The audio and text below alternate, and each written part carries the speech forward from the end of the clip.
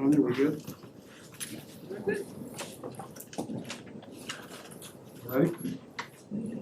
Good evening, everyone. I'd like to welcome you to the Osceola County School Board meeting. Go ahead and call the meeting for Tuesday, May 4th, 2021 to order. We begin each meeting with an invocation, which today will be led by Pastor Arianas Morales Robles from Millennia Kingdom Bible Institute. That'll be followed by our Pledge of Allegiance, will be led by Peter Thorne, our Chief of Information and Technology. Our national anthem will be on the video monitors by Avery Campbell, a student at Harmony Community School. Mission statement will be read by John Boyd, our Director of Government Labor and Labor Relations. And our translation services by Dr. Belinda Reyes, our Executive Director for Multicultural. And if you would, please silence your cell phone and rise with me for the invocation. Father, we thank you for today. We thank you for your presence. We thank you for your love. We thank you for who you are. Lord, we say today, let your kingdom come and let your will be done in this place. We ask you that you will release clarity of mind, wisdom, and understanding, that we may do, Lord, and make the right decisions, Father, according to what you expect from the sons and daughters of the Most High God. We know that we're one nation under you, Father, under the Holy God, Jesus Christ. And we thank you, Lord, that you will align our mind and our spirits, Lord, to you, and that you will be with us, Lord, in every decision making. Father, I speak life, and I speak truth, and I speak your love, and your peace, your shalom that surpasses all understanding may be in this place. In the name of Jesus Christ, the Messiah. Amen and amen. Thank you, Pastor.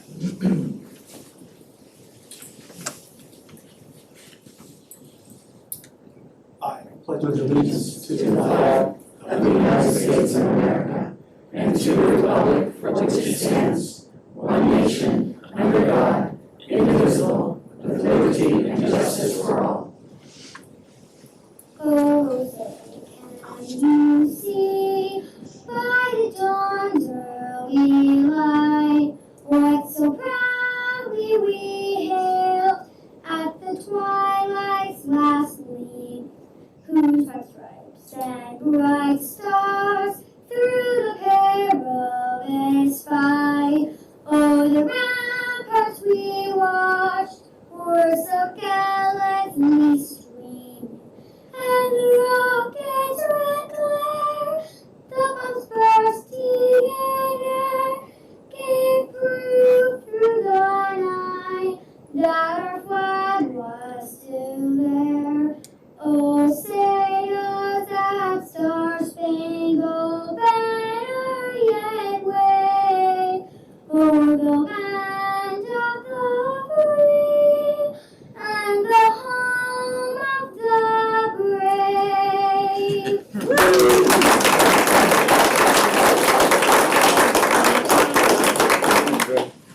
You may be seated. Great job, Avery. Incredible. Mr. Woods? The mission of the School District of Osceola County is to inspire all learners to reach their highest potential as responsible, productive citizens. Thank you, John. Good evening, I am Dr. Lasenia Peñalosa and I'm here to provide translation services. Bienvenidos, mi nombre es la doctora Lasenia Peñalosa y estoy aquí para proveer el servicio de traducción. Thank you. Bring us to our comment portion from the board. Joyce, would you like to go first? All right, will the Ziggler family and Ms. Grego please come up? This is from New York City, and they weren't originally a part of my award ceremony, and I was so impressed because New York City is just a phenomenal school. And the parents, you know, the parents, if they want to come up, come on. Go on, you made them. So, you know, I'm extremely proud of New York City. I got invited to go to what was known as a presentation of learning. It's almost like a thesis where they describe all the elements of learning that you do throughout the year, and they have a presentation, and I was blown away. And one of the students happened to be in there. He wasn't the one doing the presentation of learning. he was kind of floating around. And I was like, what's he doing kind of floating around, just watching it? And they said they do an internship program. And in that internship program, he gets to work on different projects. And so one of the projects that he had mentioned to me that Ms. Grego had supported was, he got kind of complicated, but I was like, wow, that's a little complicated for me even. So it's like, we should write 25,000 words instead of, having an English class. I'm like, 25,000 words? He goes, basically a book. And we would like to be able to publish that book. And then, the light bulb moment hit. And so I'm so impressed by him that not only is he going to get a point for that idea, but I want to have the first annual book competition called the Ziggler Annual Book Competition. And we have a library committee, right? And so we would want our students to submit a book for them that, we have to figure out the limitations, how long it is, how, we don't want kids to give us, super duper long novels. But the point is, the library committee is going to look at the submissions that students write, and then we're going to select the winning book. And out of that winning book, we're going to publish it and put it in our libraries. So that way people can actually read what our students actually do, and we could put it on an ebook. And I just want to let you know, Ziggler, that we already have a sponsor already willing to do the first one. So the first run of books, because it's only need to print out like 100 books. And so they're really going to do that. And I want to thank you. I want to let the parents know that you guys have a wonderful student. Thank you for staff for promoting this, because I think that our students don't want to just be heard, but when they see, because I don't think they even knew I was a school board member. I was just kind of hanging out there. And so I'm like, no, I love the idea. And I tell you what, it's ideas like that that are going to take us to the next generation. And New York City hasn't even graduated its first class yet. Wait till they start graduating and seeing the amazing results that they do. So with that being said, if you want to say anything, and the floor is yours, Mr. Ziggler. Thank you. I'm very, very happy that we get to do this, because this was an opportunity first introduced to me by Ms. Greco last year when she had a similar challenge. She had NaNoWriMo in her class where students would write a 25,000 word book, and that would be their English assignment for November, should they choose to opt for that. And I thought, upon being elected to the Library Advisory Board, I thought that's a great idea. I'm sure students across the county would love to do this. And especially since I was put on the Library Advisory Board to bring a student's perspective to it, I thought this is a great way for libraries and schools to collaborate on a project. So, Thank you so much. You want to take a photo here with your family? Sure, absolutely. Ms. Grego, if you want to say anything too? I'm just excited about it. Thank you. Thank you. Please join me in a round of applause.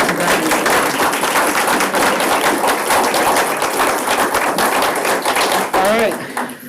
Dr. Long from OXA, come on up. And of course, the principal, if you want to come up here and name out to me. All right. Well, as you guys know, this is a recent program that I started once I got reelected, because I felt that, we have district-wide, honoring, but I thought, man, what's the opportunity for the millions of employees, and not millions, we have thousands of employees, sometimes it just gives an opportunity to get recognized.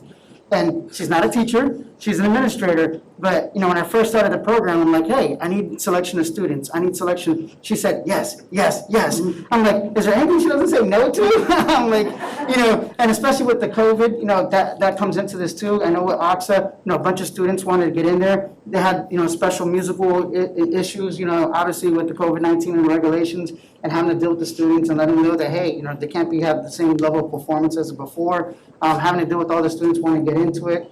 And Dr. Long, administrators like you that don't say no and find a way to say yes to everything and make it happen are the reason why our schools are so successful. And we're going to get through this COVID, and next year it's going to be phenomenal where we can have open, performances by everyone. I look forward to them, and thank you for the service to the district. And Thank you so much.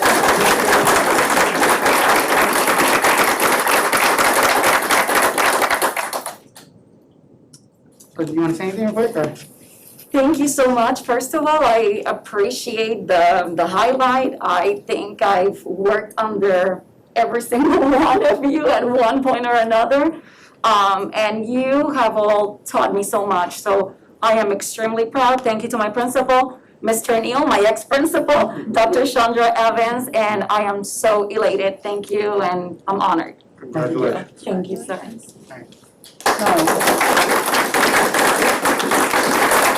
Is Cypress Elementary here? I don't know if is Gabriel Payan, the student from Cypress Elementary? I don't know if they showed up. Okay, well, anyway, I guess we'll honor them at the next one, so if that's okay, so. they're not They get here. here later. I want to be able to come They here. do when that started, if they come Okay. in. Joyce, do you have any more, or is that? No, those are because the other one didn't show up. Okay. Ms. Castillo? I just want to say Happy Teacher Appreciation Week to all of our teachers and educators, and that's it. Mr. Wade? Yeah, great job, Joyce. Coincidentally, that's not the only program where kids are writing books. I know of a teacher at Osceola High School who also his students write books. It's called Coming to America. It's a cool program. If you look into it, it's obviously, the teachers are doing a fantastic job. So it's a great time to point out all the great things that they're doing during Teacher Appreciation Week. So thank you guys very much for all your hard work. Everybody's short and sweet, well, that leaves me. I'm not gonna be short and sweet. Thank all of you for attending. Those of you who are visiting, welcome. Those of you who are here by mandate, we're gonna really try to get out a little bit earlier tonight, so we're not gonna have a long meeting. To echo our board members, Teacher Appreciation Week, I cannot begin to thank, the profession that creates all other professions, and that's what you really are. I'm sure that this summer is going to be the most appreciated summer you have in your career. Thank you for everything that you have done with these students. I've been able to spend some time in the schools and see what you have to go through. You not only have to teach, but you have to be the mass police. So that's got to be tough. I spent this week. I had the privilege and the honor to go to Canoe Creek K-8 for their award ceremony for their top students who made honor roll and dean's list, and the staff did a phenomenal job of laid out the red carpet. They did it virtually so the parents and the friends can watch, and the kids walked across the carpet. We gave them their certificates, a small gift, and we had a happy bunch of campers. And thank you so much for allowing me to participate in that. Spent some time with my board members with our leadership Osceola principals for the day. We had one particular lady that stood up and just gave a tremendous accolades to Hickory Tree Elementary, and I don't want to leave tonight without recognizing Allison, Principal Doe and her staff and their SRO, because this lady just went on and on and just gave this real emotional testimonial to how the SROs are, at least in that school, knew all the kids individually and got down on their level, and she was just really blown away by that. So that was really great. Next week, I'm going to be meeting with Dawn Parker with Topeka High School to kick off my booster program. We're going to try to implement booster plans with all of the schools. She has done a phenomenal job, has recruited some, already started up a team. They've created their not-for-profit, and we're going to meet at Kissimmee Bay Golf Club, and I'm going to try to kick off with the golf tournament. So looking forward to that. Got to give a great big shout out to some St. Cloud High School students. The fishing team won OBC, the boys volleyball won district, moving on to regionals. The girls flag football won district and moving on to regionals. Harmony High School baseball won district, they're moving on to regionals. I'm proud of them. One last thing, all of you in the room, if you've ever taken, just with a nod or a raise of your hand, have you ever taken time off of work for either being sick or a mental health day or just catch up on laundry? It's sometime in the last 5 years, has everybody taken a day off of work at least once? Okay, everybody can say that. We received a letter from a very proud parent, a St. Cloud High School parent, and her daughter, Sabrina Fernanda Helmer, has been an Osceola County student since pre-K, has not missed one day of school since pre-K, and she's graduating. Wow. Is that not phenomenal or what? And I'm going to be so glad to reach out and shake that young lady's hand at graduation. So that's all I have, Dr. Pace. Thank you, board members. Dr. Pace? Just very briefly, it has been a great week. We started with Leadership Osceola, where we got to introduce some of our community members to the great things that are happening in our schools. And certainly, it's always a wonderful week when we get to celebrate our amazingly dedicated teachers and staff. Also over the weekend was National Principals Day. So it's been a great time to really reach out and say hello and thank you to the amazing educators who have continued to give all that they have, time, energy, love, sweat, all of those things to help our students continue learning despite COVID. So thanks to Dunkin' Donuts, they've been an incredible partner this week. My team has been showing up here every morning at 7 a.m.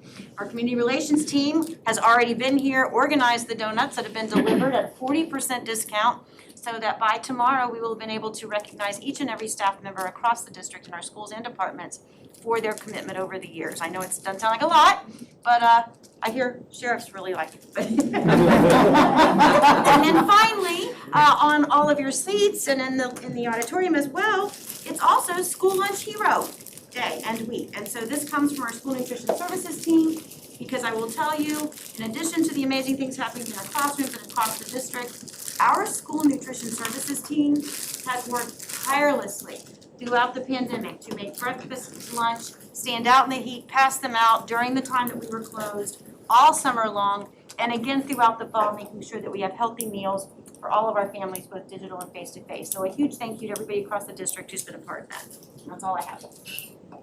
Okay. I've got just one thing real quick. The Kissimmee Police Department for several years now has done a annual Celebrating Youth Success.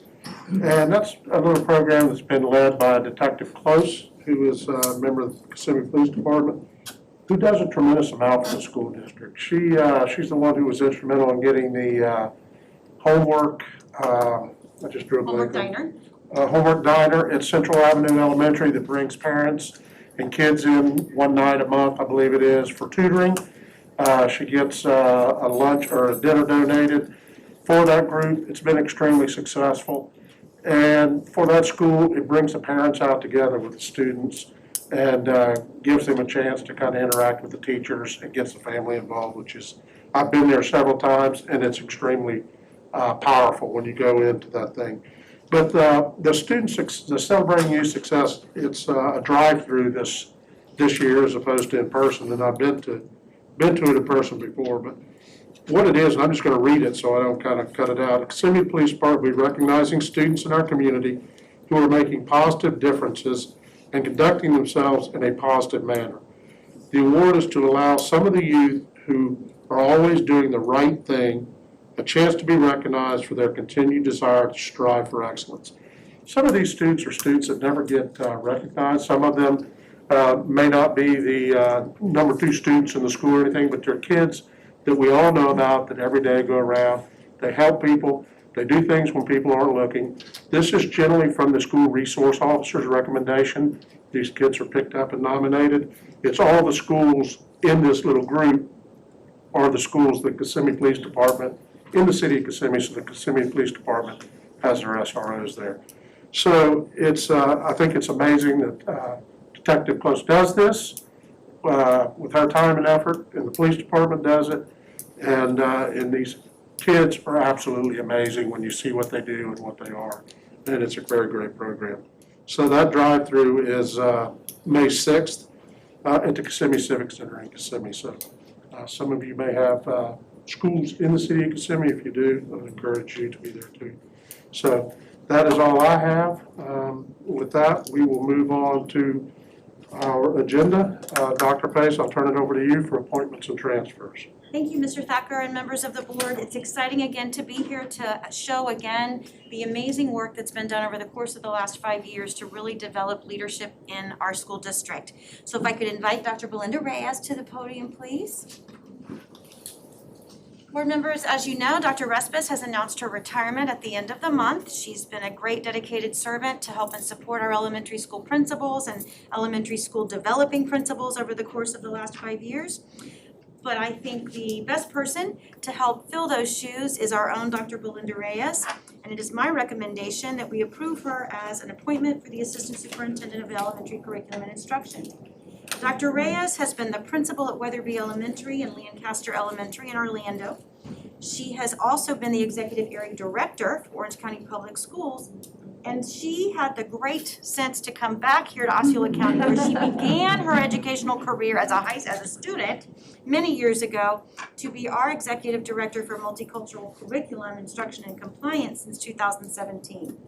She received her bachelor's degree in English Language Arts Education from University of Central Florida, a master's degree in educational leadership from Nova Southeastern, and her doctorate in education and instructional leadership from American College of Education. She's also attended the Urban School Leaders and School Turnaround Leadership Institute at Harvard. She's been active in ALICE as well as other professional organizations promoting high-quality education, particularly for our multicultural students. She's been instrumental in strengthening the dual language program here in our Osceola County schools. And I am super excited, sir, that she would be the greatest person to lead our next position. So moved. Second. Comment. Oh, sorry. I have a motion by Ms. Castillo with a second by Mr. Arguello to approve Dr. Reyes' appointment. Ms. Castillo, you got it? Yeah, so Dr. Reyes, you know I'm one of your biggest fans because you're hardworking, you're dedicated, you're intelligent, you're kind, and I have called on you probably more times than I can count to help me with many, many issues. I am so proud of you, and you are such a great example for our community of someone who is just the epitome of excellence. So I'm so excited that you will be joining as an assistant superintendent. Congratulations. Any other comments? We have a motion by Ms. Castillo with a second by Mr. Arguello. All those in favor of the motion signify by saying aye. Aye. Opposed, like sign. Motion carries 5-0. Congratulations, Dr. Reyes, and if you would like to.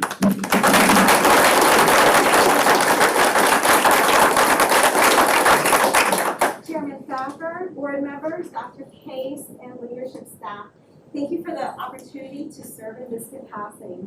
U.S. Secretary of Education Cardona said, and he said it best, children deserve to have access to an education that challenges them, inspires them, that sees them, that values them, and that helps them grow.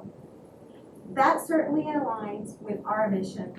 I look forward to working with and supporting school leaders, teachers, and staff in achieving this together, because caring for students is not mutually exclusive of caring for staff. I know as a leader, my ability to do what's best for kids lies within my ability to inspire, to influence, and to support our adults. It's often said that it takes a village to raise a child, and I like to thank mine for coming. My husband, Alex, my daughter, Sophia, my mother-in-law, Yaris, my mother with high expectations and made no prisoners. Thank you, Mom, I love you. My twin, my work twin from Orange, Dr. Jennifer Cupid McCoy. Of course, Dr. Peñalosa, who is just such a capable leader and a partner in good with me. I'd like to thank Tamara Augusto Walker for that dual language journey with me, and as well as Maribel Vega Mondica. And I'd also like to thank Debbie Ohms, who can only be described as my saving grace. And I left for last my wonderful brother Carlos, whose true stories are half true. But I love you and I appreciate you. Thank you all for this time to allow me to thank my tribe. Thank you.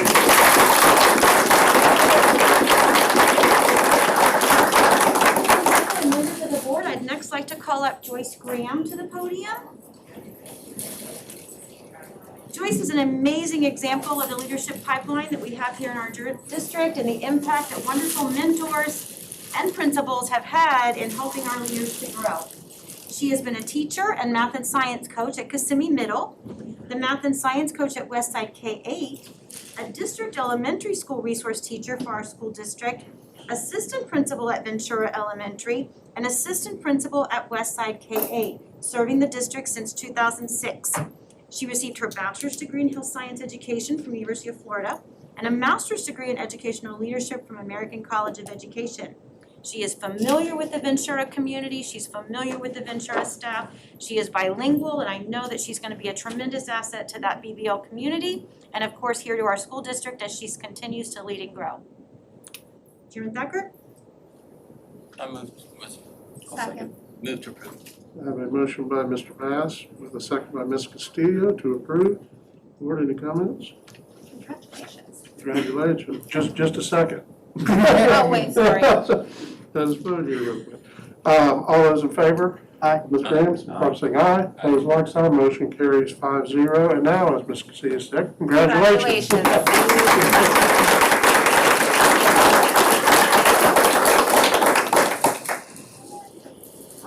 I just want to quickly say thank you to everybody. There's, as I look around the room, there's a lot of people that have contributed to my success. So thank you for this opportunity, for entrusting me with that community, and thank you to Dr. Westens, Mr. Allen, Ms. Ray, who has been my mentor and guide, my husband who puts up with me every day, and just there's so many leaders. I'm sorry to mention everybody, but thank you so much, and thank you for the opportunity, and I look forward to this new adventure. Congratulations. Good luck.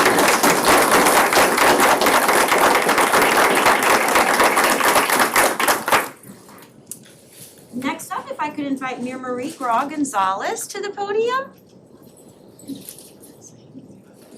There she is. How are you? Right over here to the podium. Ms. Grog Gonzalez has held the following positions: teacher in the Polk County School District, teacher at Gateway High, and learning resource specialist at Gateway High School. She received her bachelor's degree in secondary education with a major in history from the University of Puerto Rico, a master's degree in humanities from the University of Puerto Rico, and a specialist degree in educational leadership from National Louis University. And last year, due to the reduction in enrollment at Gateway High School, Mr. Long lost an assistant principal, and so everybody had to step in. Little did we know that COVID was going to hit and compound the level of expectation for each and every one of those people. So in her role as learning resource specialist, not only has she continued to support the staff in developing high quality learning, she has also been just a tremendous asset to the entire administrative team. And I'm pleased to recommend her to become the next assistant principal for Gateway High School. Motion approved. Have a motion by Mr. Melendez, and a second by Mr. Arguello to approve Ms. Grog Gonzalez as assistant principal. Any further discussion? All those in favor signify by saying aye. Aye. Opposed, like sign. Motion carries 5-0. Congratulations.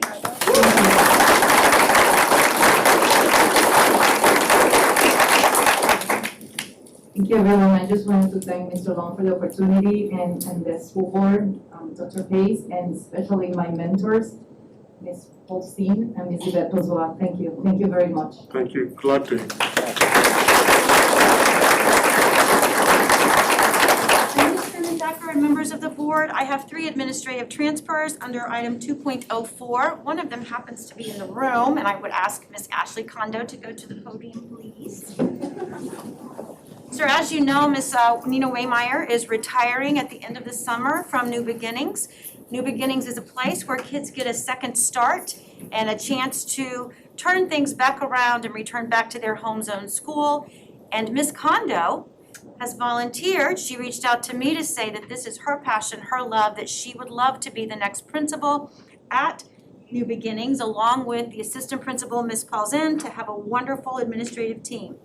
In addition, Janine Bracco is currently the assistant principal at Highlands Elementary School, who is requested to go to become the assistant principal at Bella Lago, and Michelle Swartz, currently the assistant principal at Kissimmee Elementary. I'm asking to be the assistant principal at Highlands Elementary for the upcoming school year. So those are the 3 transfers, sir. Second. I have a motion by Mr. Arguello and a second by Mr. Melendez to approve the 3 transfers. Any further discussion? Hearing none, all those in favor signify by saying aye. Aye. Opposed, like sign. Motion carries 5-0. Congratulations and good luck. I just wanted to say thank you to everyone. I think this year together, we are going to make a change in the community for those students that have been kind of pushed aside. This is my passion, true deep down inside, and I look forward to working with all of you as we continue on. So thank you. I appreciate it. Thank you. Good luck to you.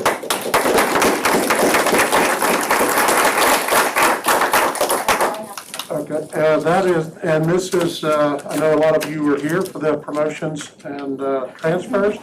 If you would like to take this opportunity to depart, you may. If you would like to stay, you are more than welcome to do that, but I know what's going to happen now. So, if you would, thank you all for coming.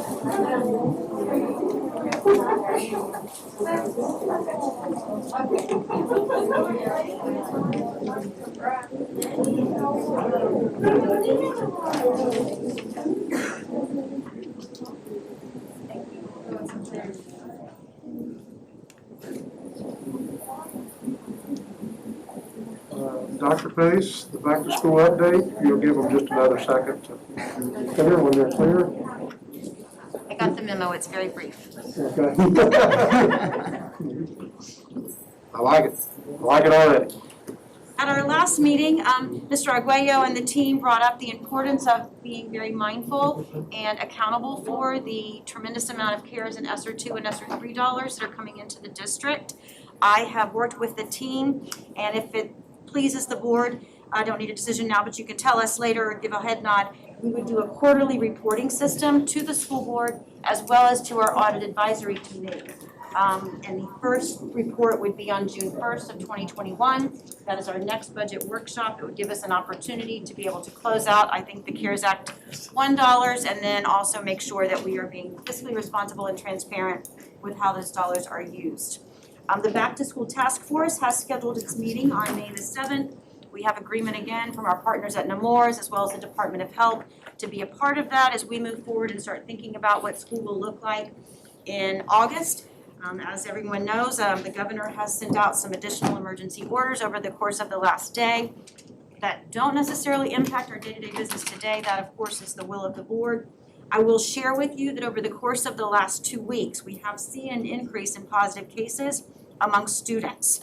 It went to 83 the week of April the 12th compared to 37 the 2 weeks before, and then 71 the week of April the 19th. But on a positive note, it does look like the FDA is going to offer consideration for expanding vaccine eligibility to 12 to 15-year-olds, potentially even as early as next week. And I was on the phone this afternoon with our Department of Health, Bianca McCluskey, already talking about setting up some potential pods at our school sites, both in the spring and in the summer.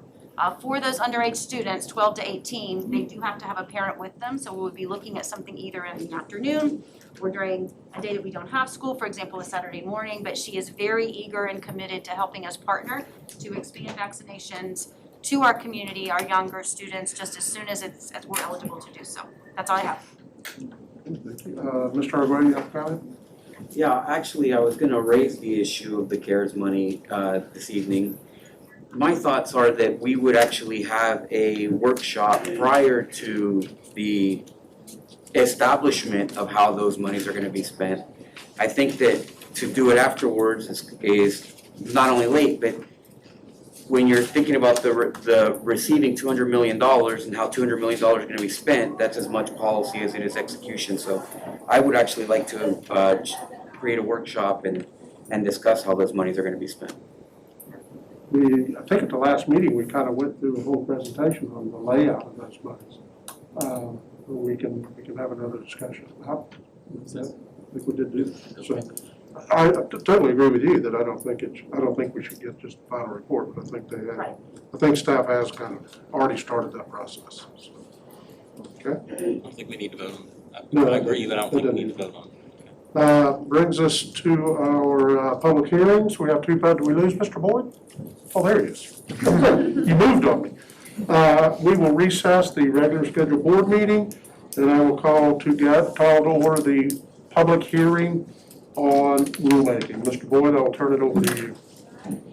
Good evening, board members. We're going to bring you back changes from the workshop that you had in April tonight, and I will highlight the additions to the code of conduct that were requested by the board. So, the first rule that is up for revision is 3.14, suicide prevention. Adds paragraphs 1 and 5 to reflect changes to section 1003.42 required instruction Florida statutes in regard to specific topics of mental health instruction. It adds the citation as well. 3.40, safe and secure schools, is ongoing creation of new policy language and revisions of existing policy language in order to comply with the recent changes in state law and to provide consistency with district precedent and current practice for Senate Bill 7026, Marjorie Stoneman Douglas High School Public Safety Act in 2018. Also the Senate Bill 7030 in 2019, etc., which would include information from the Department of Education as well as the Department of Law Enforcement. This revises paragraph 4B to reflect guidance from the FDLE, Florida Department of Law Enforcement, Office of Safe Schools regarding threat assessments. 3.48, Service Animals, revises paragraph 6 to reflect recommendations from the United States Office of Civil Rights regarding service animals.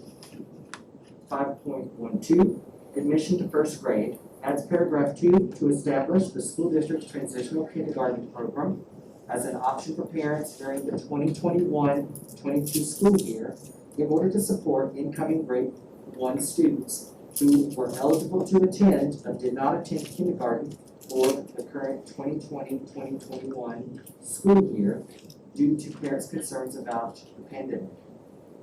5.70, Student Records, revises the rule as ongoing creation of policy related to the Murphy-Stoneman-Douglas Act.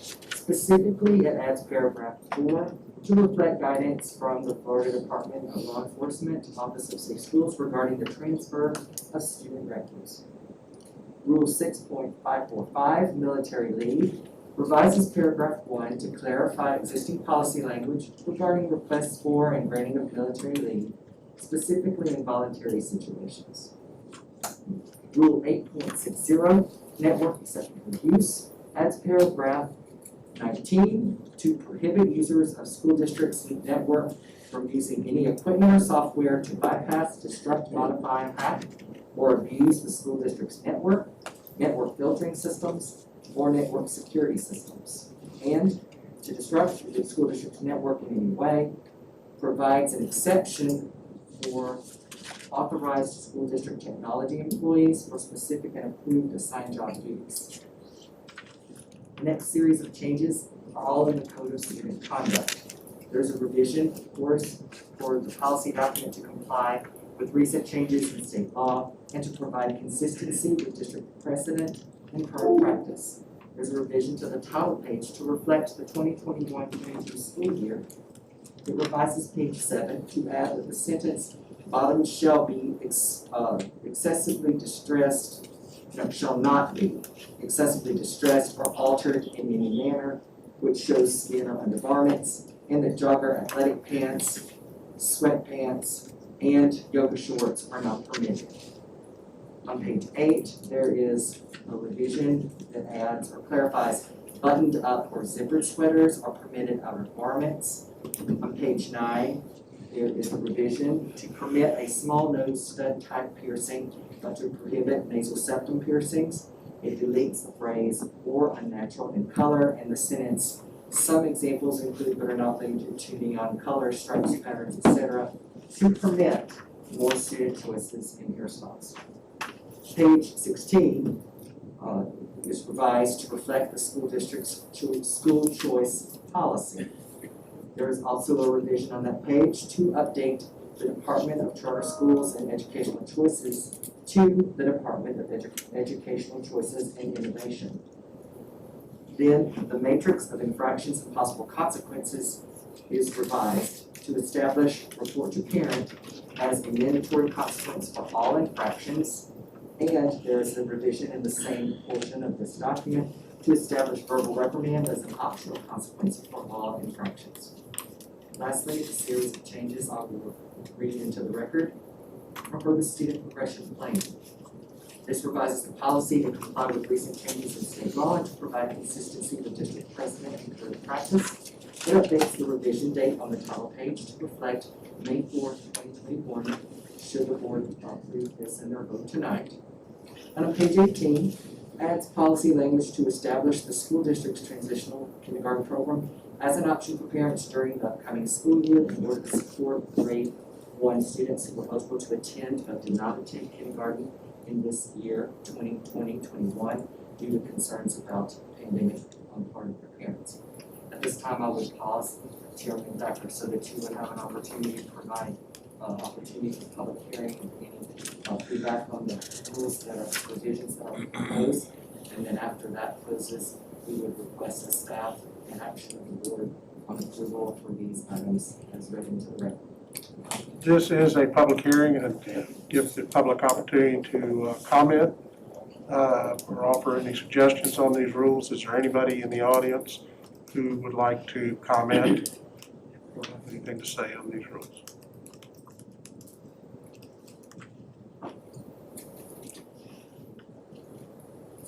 I think it just coincidence you came in. John, I'm sure glad that you like what you do. I'm glad you like what you do, because no, I'm sorry. Hearing none, we will go ahead and close the public comment portion of the workshop, and we will open it up to board member comments. Just real quick, I just want to thank Mr. Phelps and his team for revisiting the dress code, because I had made that, I addressed that with him earlier in the year, and we got together and he made some modifications that I think will be satisfactory to the parents and the students. So thank you again. Board, we do have to take action on this. Okay, so this is the first motion to approve, right? There's gonna be a second hearing to finalize it, or? No, sir, we had the public workshop, or not the public, the board workshop in April. Yes. And this is the public hearing, so after this tonight, we're requesting action, so it's been read into the record twice. Because I remember it before, but I forgot how many, so this is when it becomes finally codified in the policy. This is it. Yes, sir, if you vote for this tonight, it would be effective April 22. Motion approved, the amendments to the school board policy as submitted or written, read into the record. A second. I have a motion by Mr. Melinda, with a second by Mr. Bass, to approve the rule changes as read into the record by Mr. Boyd. Board, any further discussion? Hearing none, all those in favor signify by saying aye. Aye. Opposed, like sign, motion carries 5-0. We will adjourn the public hearing on rulemaking, and now we will call to order the public hearing on redistricting. Thank you. Thank you, John. Rod, I think you're taking us through, okay.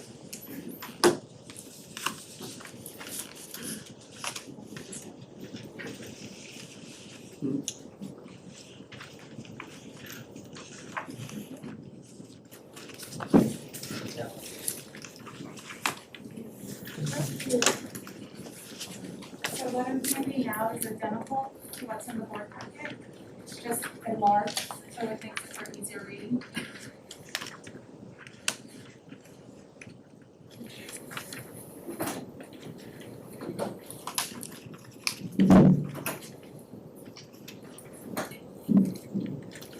Good evening, board. We're here this evening to speak about the upcoming, the recent redistricting.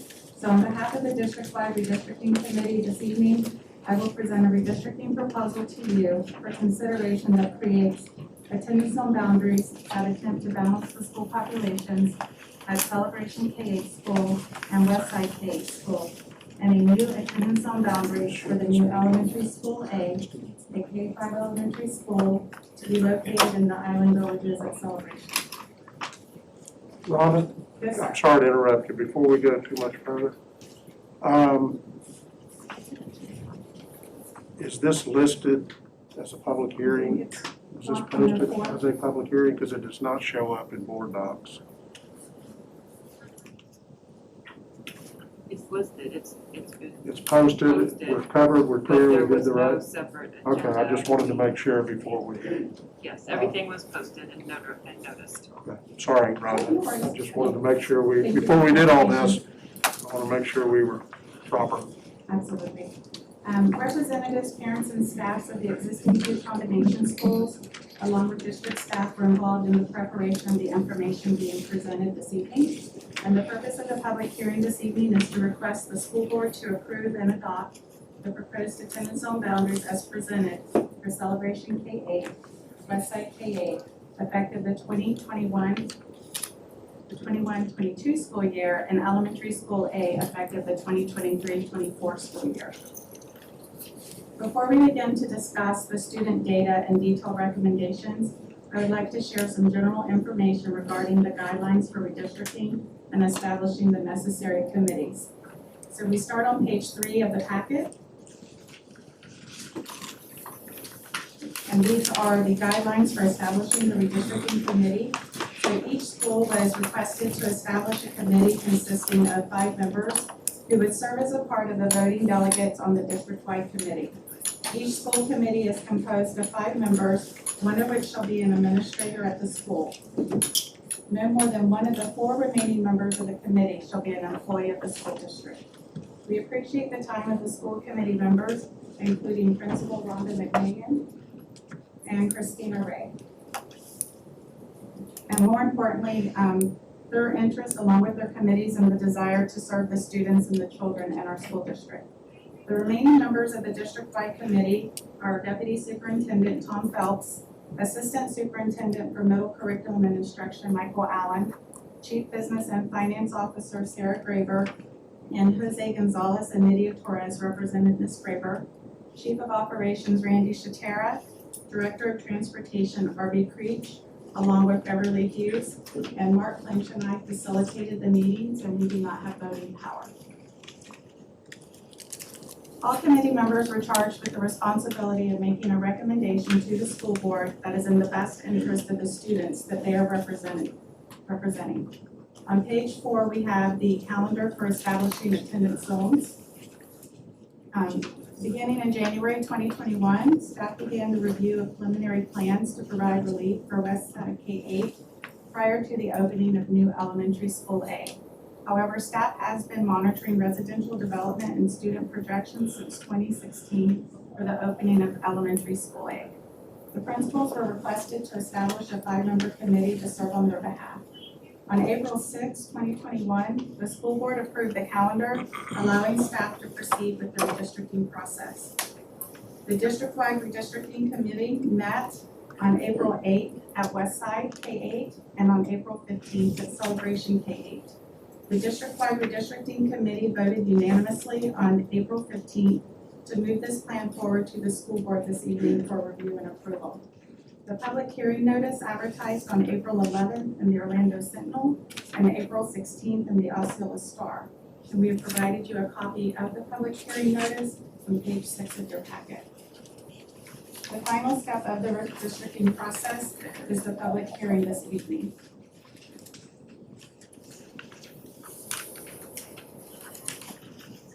So at this time, we will review the district-wide redistricting committee's proposed plan for attendance zone boundaries for the 3 schools.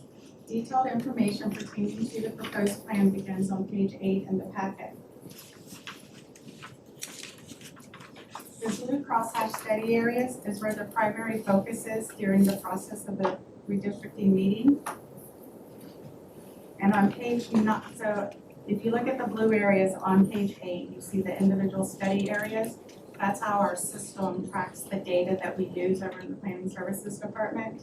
And the actual data for each one of those study areas is located on page 9. So what you're able to do is take the number under the area column, and you can go back and look at the map, and it'll tell you how many students are within each of those study areas. The information on page 9 are the existing 5th through 7th grade students that have been rolled forward for the 21-22 school year, so we could determine the number of 6th through 8th grade students that would be impacted. So what we find on this page is there's a total of 281 students. Keeping in mind, not all of these students will roll forward, as several will opt to use the choice option. On page 10, this is the actual current 6th through 8th grade students residing in the blue crosshatch area. And what we see is there's 262 students, of which 193 actually attend Westside K-8.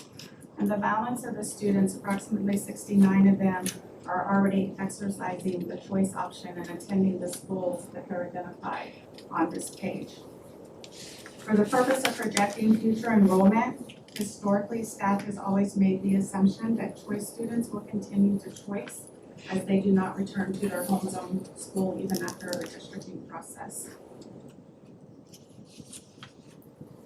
Page 11, the data on page 12 refers to the students residing in the Till area that is depicted on page 11.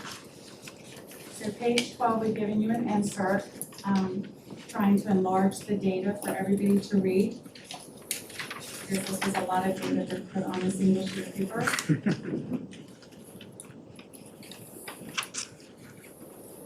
So So the information provides a 5-year summary for both Celebration K-8 school and Westside K-8 school, should the proposed plans be approved as submitted. The projections include the sending and receiving choice applicants, and all data for projections is updated annually in October. So this was a snapshot of the district in October during FTE week. But in real time, Celebration K-8 is currently at 85% of its floor capacity, 1,474 students.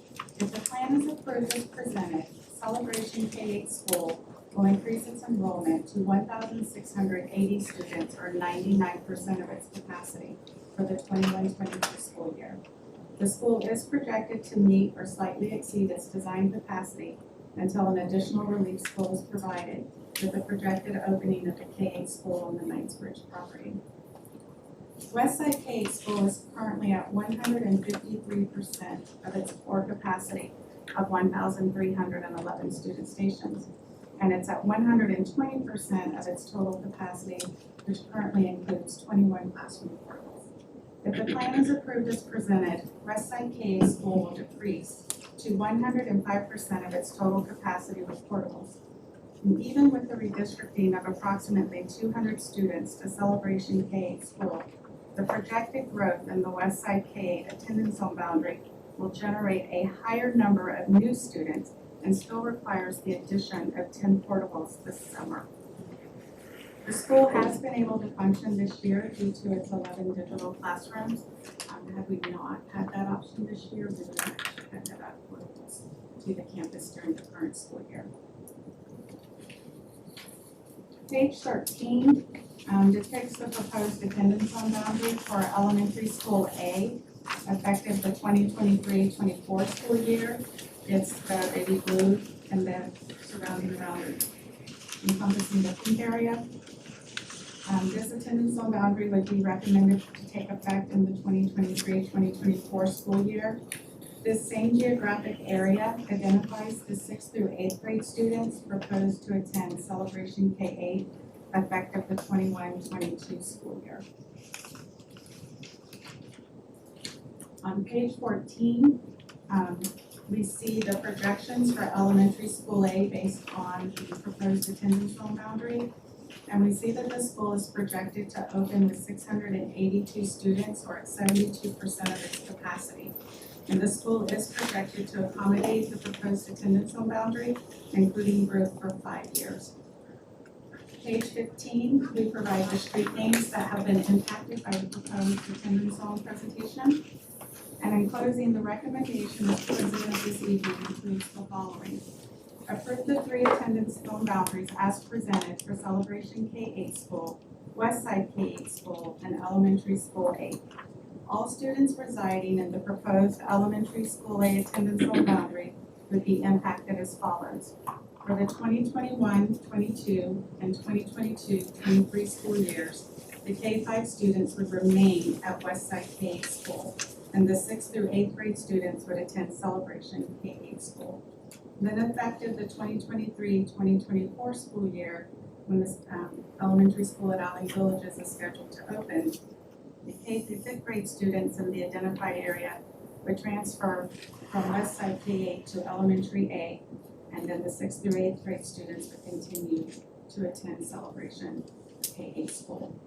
So at this time, I would turn the public hearing meeting back over to Chairman Thacker for public comment, discussion among the school board members, and a vote on the plan as presented this evening by the district-wide redistricting committee. Thank you. Thank you, Ron. This is a public hearing. Is there anybody, we'll go ahead and open the public hearing portion of the meeting. Is there anybody in the audience who would like to address the board on the redistricting plan? Seeing none, oops, I'm sorry. I just have one No, question. if you'd like to speak, that's fine. You need to come up, give us your name and address for the record, and you have 3 minutes to. My name is Alana Robinson. My address is 302 Acadia Lane, Celebration, Florida 34747. My comment is more of a question. It sounded to me from the presentation that Celebration K through 8 is going to be at 99% capacity for the next year.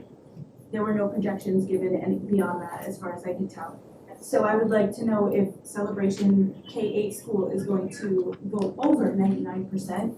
And I'd also like to address the board, I don't believe Celebration is approved to have portables. So I want to know what the plan is going to be if it goes over 100% capacity. Rhonda, would you like to?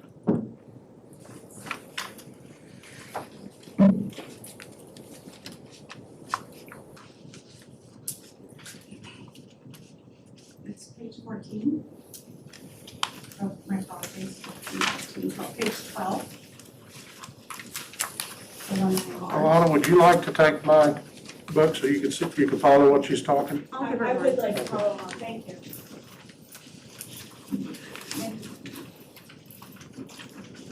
Better catch up with you real quick. Holy moly, yes, small. I think, is this the one that's expanding out? Is that the one? Yes, sir. Okay.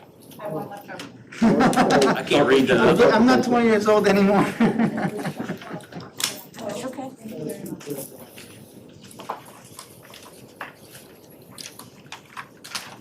From what I understand though, is that the one where Celebration Owls, the new school, is gonna help alleviate some of that population? Yeah, is that where the new school, Celebration Owl, is that the new school is gonna alleviate some of that population moving forward, correct? So Take them through, Rhonda. the current Celebration K attendance on boundary, we do not anticipate any student currently attending the K-8 school to be redistricted to the new K-5 school. So the attendance on boundary as we know it today for Celebration K-8 remains intact. The difference is, if you look on page 11, the teal area there that encompasses around the yellow, the students in that area, the K-5 would go to the new elementary school beginning in 2023-24, but all the 6th through 8th grade students in this area would always go to the downtown school. So taking all of that into consideration for right now, for 2 years, Celebration Island Village would be at 100% and or 102%. So that is taking into consider projections and the sending and receiving the choice applicants. So I do know if necessary, we could roll back the number of incoming choice students to make sure we could keep that number at or below 100%. Rhonda, I had a question. I was meeting with, oh, I'm sorry, my apologies. Public portion here. Oh, I'm sorry, apologies.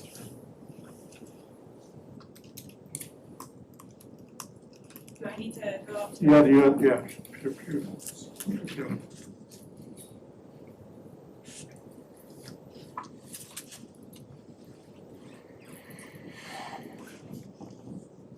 I'm not familiar with how this is going to be instituted if it is voted upon tonight, but my concern would be standing here and saying that the choice applicants will be, limited, and how that's actually going to be implemented in real life. Does the board vote on how many slots get filled by choice students? How does that work? You be able to answer that? Based on projected enrollment, we do assign a certain number of seats available, and we typically will have seats available at every school. If we have more capacity, obviously there'd be additional seats. So after that number, let's say we went up to 25 seats at Celebration School, any applicants beyond that 25, they would be placed in a lottery and they would be put on a wait list. Should enrollment fluctuate and we see that there's a decline in enrollment, we would begin to approve off of the wait list. And that's consistent across all of our schools. Okay, so thank you for that, I appreciate it. I'm new to Florida, but my issue is, by her own admission, we would be over 100% capacity at Celebration. So what happens to those extra students? I have a son that's gonna be in middle school in 2 years, and I'm concerned that his class is going to be extremely full. What does that mean in terms of that extra 2%? Since we can't have portables, I believe. So we would roll back the number out of choice that are currently at the school.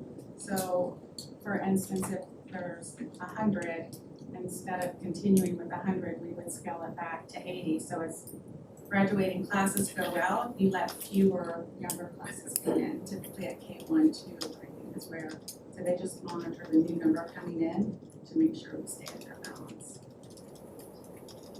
And I don't know if you all can hear me, but does that take into account the children that are at virtual school right now or have closed into homeschool because of the pandemic? I call them warm bodies, so all warm body students have been accounted for in the projections. That's why we're having to add like 11 portables to West Side, is to account for all their digital students. So all of these counts are warm body with no digital students being taught from home.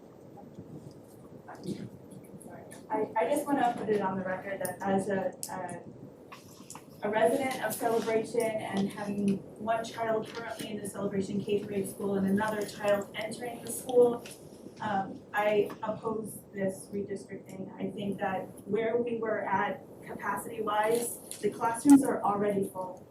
I feel that there are some things that a child learns better in smaller classrooms. We know this already. So to cram a school full of children at 102% capacity is doing a disservice, I think, to the children that are there and the kids that live in the area. I don't know if there is a plan B, but I'm just putting it on the record that I oppose it. Thank you very much for your comments. Thank you. Is there anybody else wishing to address the board on this item? If not, we will close the public comment portion of this meeting. And Ms. Castillo, your light is on. Yes. Have a comment? We'll open it up to the board for discussion. Thank you, Mr. Chair.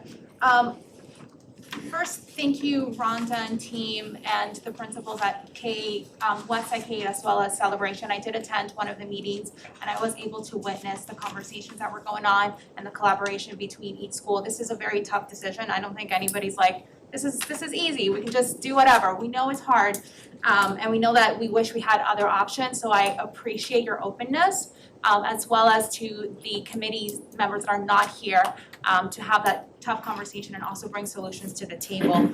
My question, and it's really for the benefit of the board because I've already had this conversation with Dr. Pace, is, during the past week, the calls that I've been receiving from parents and community members has been about the transportation. We know that the way that the Celebration K-8 is built, it's very congested, and it's because it was a community school. So the transportation aspect is the biggest question that I've received in the past week. So I just wanted to know if anyone here has any input on how we are thinking about mitigating that. Anyone? Yes. I certainly can look to members of the team, but on Monday, we discussed the facility enhancements that we will be needing to make at Celebration K-8 over the next 2 months. One is a facility enhancement that will allow us to triple stack buses by paving over some grass area, I believe, if I'm correct, Mr. Clinch. Yes, Mr. Shater. Mr. Creech is also out in the lobby if we have additional questions, but we have identified some grassy area that we can pave over in order to improve the flow of traffic and ensure that we have room for stacking on our property for that. There's also the Black Box Theater that we would be converting into a middle school chorus room. And then we found a way to very reasonably separate the space in art. So there would be an elementary art space and a middle school art space to again enhance capacity. And then we're exploring options for enhancing dining capacity, whether that is some outside dining or looking to enhance the stage area and maybe perhaps remove it so that we make sure that we have the core capacity to support the additional students as well as the classroom space, because there's adequate classroom space. We're just making sure that the core enhancements are there as well. Thank you. You good? Yes. Mr. Bass, come back to you, Mr. Melendez. Thank you. We all feel for you, and we all feel exactly the way that you do. I just want you to understand that, because what happens is, and it's no big secret, people are moving here in droves, and you can build a house a lot quicker than you can build a school. And unfortunately, it takes us a long time to build a school, but a developer can take a cow pasture and turn it into rooftops in a year. And so it's a tough decision. Rhonda, one question, I was meeting with Principal Condo before the meeting, and I was asking her how things were going. How are we taking into account those students who are kind of sneaking in from these short-term rentals, because she told me of one family, and it sounded like a big number, but I want to think like 9 to 10 kids are living in one of the, you know, the little mini mansions that they built out there. We don't collect impact fees for them, so how are we taking that into account? So what we're currently doing is, as part of the impact fee study, we agreed to do annual checks on all of the communities that receive the vacation exemption.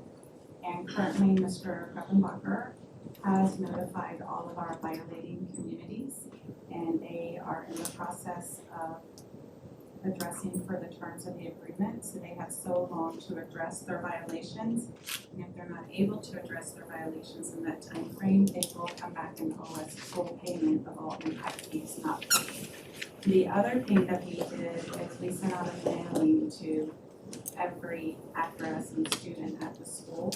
So it's just a little more than 1,900 letters at that time. Over 549 of them were returned with invalid addresses. Several of them had new addresses. We've been able to verify they still remain within the west side attendance zone boundary. And then student services is one by one notifying each of those parents. They're making them re-qualify, and they are placing them in the right school. Several of the students did have out-of-state addresses, but they're still enrolled with us using their digital option to be a part of the school, so they're also addressing those issues. So we do track and monitor, but I can tell you back in the day for OHS, parents would go rent an apartment for 3 months, long enough to use the address to enroll their student, let the lease expire. We don't go in monthly door checking. I mean, we just don't have that capability. So we're doing what we can. I absolutely believe sitting as close as they do on the Polk County line, some have mastered a way to produce leases that say they're inside of the county. But we're checking on them. But the side of the county, even though it is seen as tourist commercial, on a daily basis, my staff is reviewing traditional residential units, multifamily, single-family townhomes. And that side, if there's green space and they can put a traditional unit on it, they are inside of a tourist commercial identified area. So they're just growing, and they are slated to continue to grow like that for about 3 more years.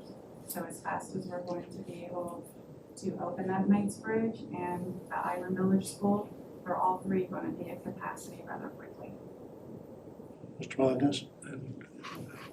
Just on this short-term vacation rental, it's not working. Obviously. So when we do the impact fee stuff this year, you'll see me either recommending that we recommend it be eliminated, or we recommend some sort of tighter control that really forces everybody to we're having to be the police now. That was not what was represented, and I told Rhonda legally, if one of these developers comes in for another one and they're in violation, deny it, and we'll bring it to the board and recommend denial. I mean, if they're in violation, why give them another one to violate again? Exactly. Right, so just know we'll be talking about it. I have a couple of questions, but one thing I do want to address that is beneficial, at least to Westside K, because fundamentally, I'm opposed to Westside K tenant boundary zone is basically like a U with celebration there. So technically, somebody who lives in Westside has to drive past Celebration K to get to Westside. I don't want to see that again. You know what I mean? It's like, it happened. I'm not here to berate anybody, but that to me is just a little illogical, especially when parents, they come to us and say, why am I passing the school to get to another school? So at least this alleviates that. Celebration K5, or K5 Celebration Isle Village, the fancy term, you know, is it capable? I mean, we haven't built it yet, right? I mean, we want it, we have plans for it, but have we started groundbreaking yet? Have we looked at, because I looked at Westside K8, and I think you showed me a picture, Rhonda, where it was like portable city out there. And we can't convert that to an actual wing because then that just becomes just an enormous school. I mean, it's not meant to be, almost a high school campus. So is there a way to increase student stations at Celebration K-5? I know that may require a change order, it may cost us a little bit extra money, but, since it's in that same vicinity, can we try to, alleviate some of those concerns that the parents have? And, we already have the land, we have the school, why don't we just redesign it to make it a little bit bigger to alleviate some of those concerns more immediately? Because I think Knightsbridge is longer on the pike. Celebration would, and I understand, and correct me if I'm wrong, Celebration is the next one to come in, so that's the next priority to build before Knightsbridge, correct? So Celebration, Island School is scheduled to open 2023, and Knightsbridge is scheduled to open 2024, so there's a 1-year difference. In regards to your question, the Island Village school site is just at 14 acres. A K-8 school site is between 20 and 25 acres with off-site retention. So the current site would not carry our current prototype along with the gymnasium auditorium concept. So it definitely, there's not enough space there to accommodate the larger. They can't build up, like do a third story, you can't grow wide, can you go tall, can you go vertical? But we still wouldn't be able to add all the, even if we went out classroom space, we wouldn't be able to add the amenities of the gymnasium and the auditorium. That's required that we as a school board use as our K prototype. So you need a minimum of the 20 acres just to meet that prototype, plus the parking and everything would need to advance. So we would not be able to put that prototype on that size of the school.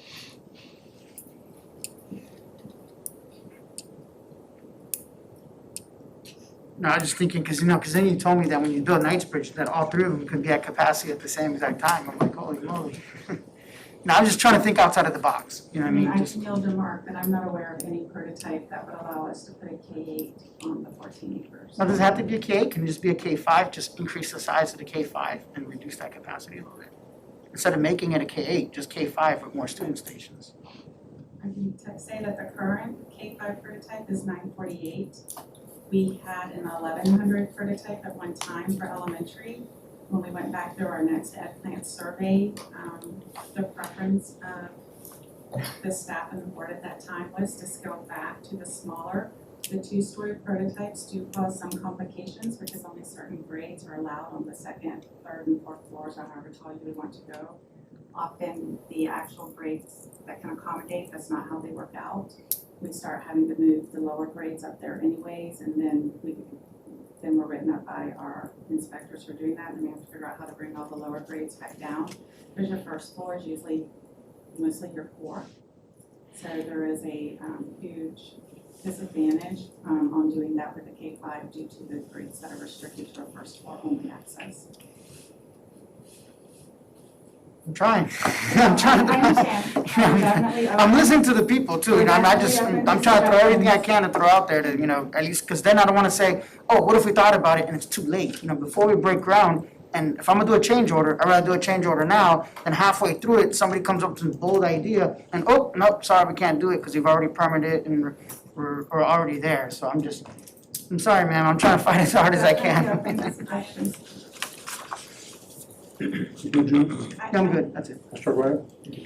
Yeah, Ms. Robinson, I want you to know that it is Ms. Robinson, right? It is. Yeah. Unfortunately.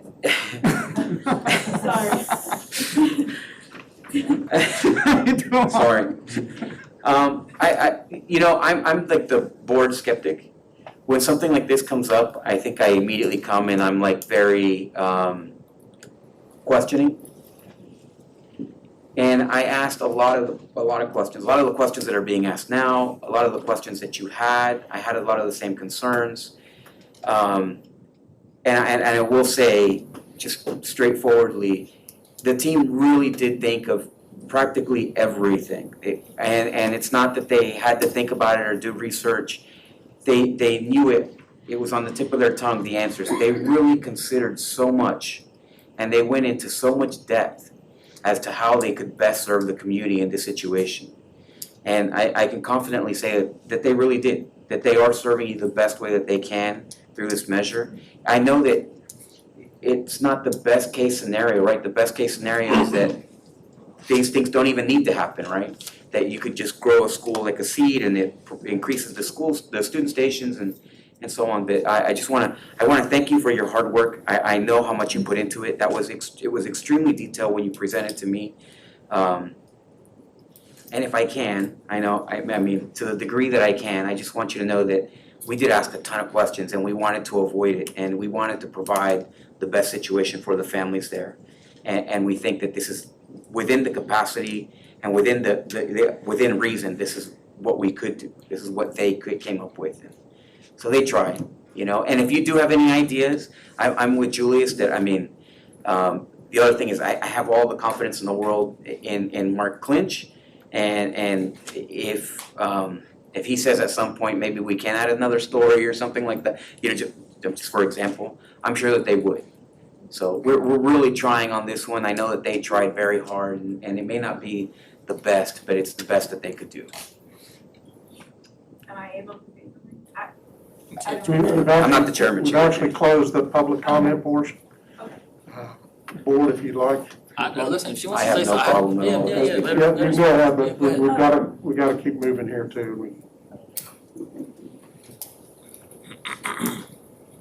I don't want to invalidate any of the hard work that they've done. I recognize that it's not an easy thing to do. I know that there's a problem here that needs a solution. I'm pretty logical. I know that I see it.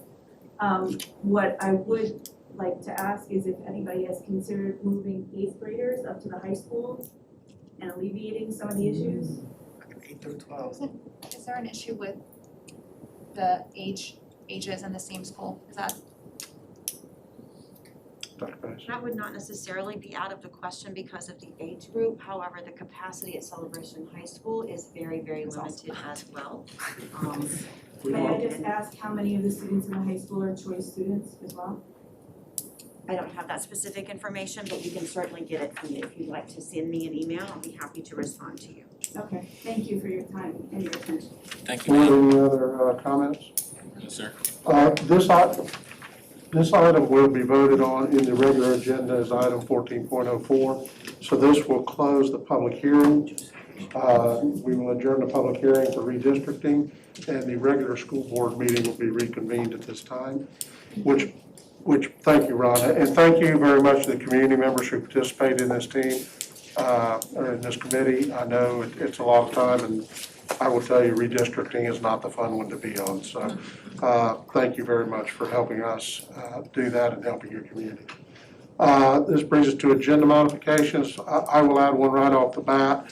The executive session that was scheduled at the end of this meeting has been canceled. Yahoo. So other than that, other than that, what do we have any additional additions, deletions, or anything to the agenda, Dr. Pace? I would just ask the board that we combine items 12.02 and 12.03. I apologize for that error, but that is actually one conversation. Okay. No action. That's fine. It's not a real change. I don't think we need. Anything else? Dr. Pace, real quick, the findings report was added automatically to the workshop for Thursday, correct? You were going to bring it up under new business? Okay. So it's not there now, we just bring it up during, I guess we'll wait till new It's business on the to come agenda, I in. haven't added the report. Okay. Mr. Aguirre? You got it, okay. Let me guess here. I'll just go on new business here and I just want to reserve my opportunity for discussion in some of these, but yeah, I'll just leave it. All right, so you don't have a change? No. Okay. Any other?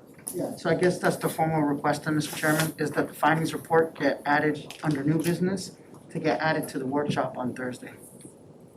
I'm not sure if it had. Does it have to? I'm Okay. sorry, Mr. Chair.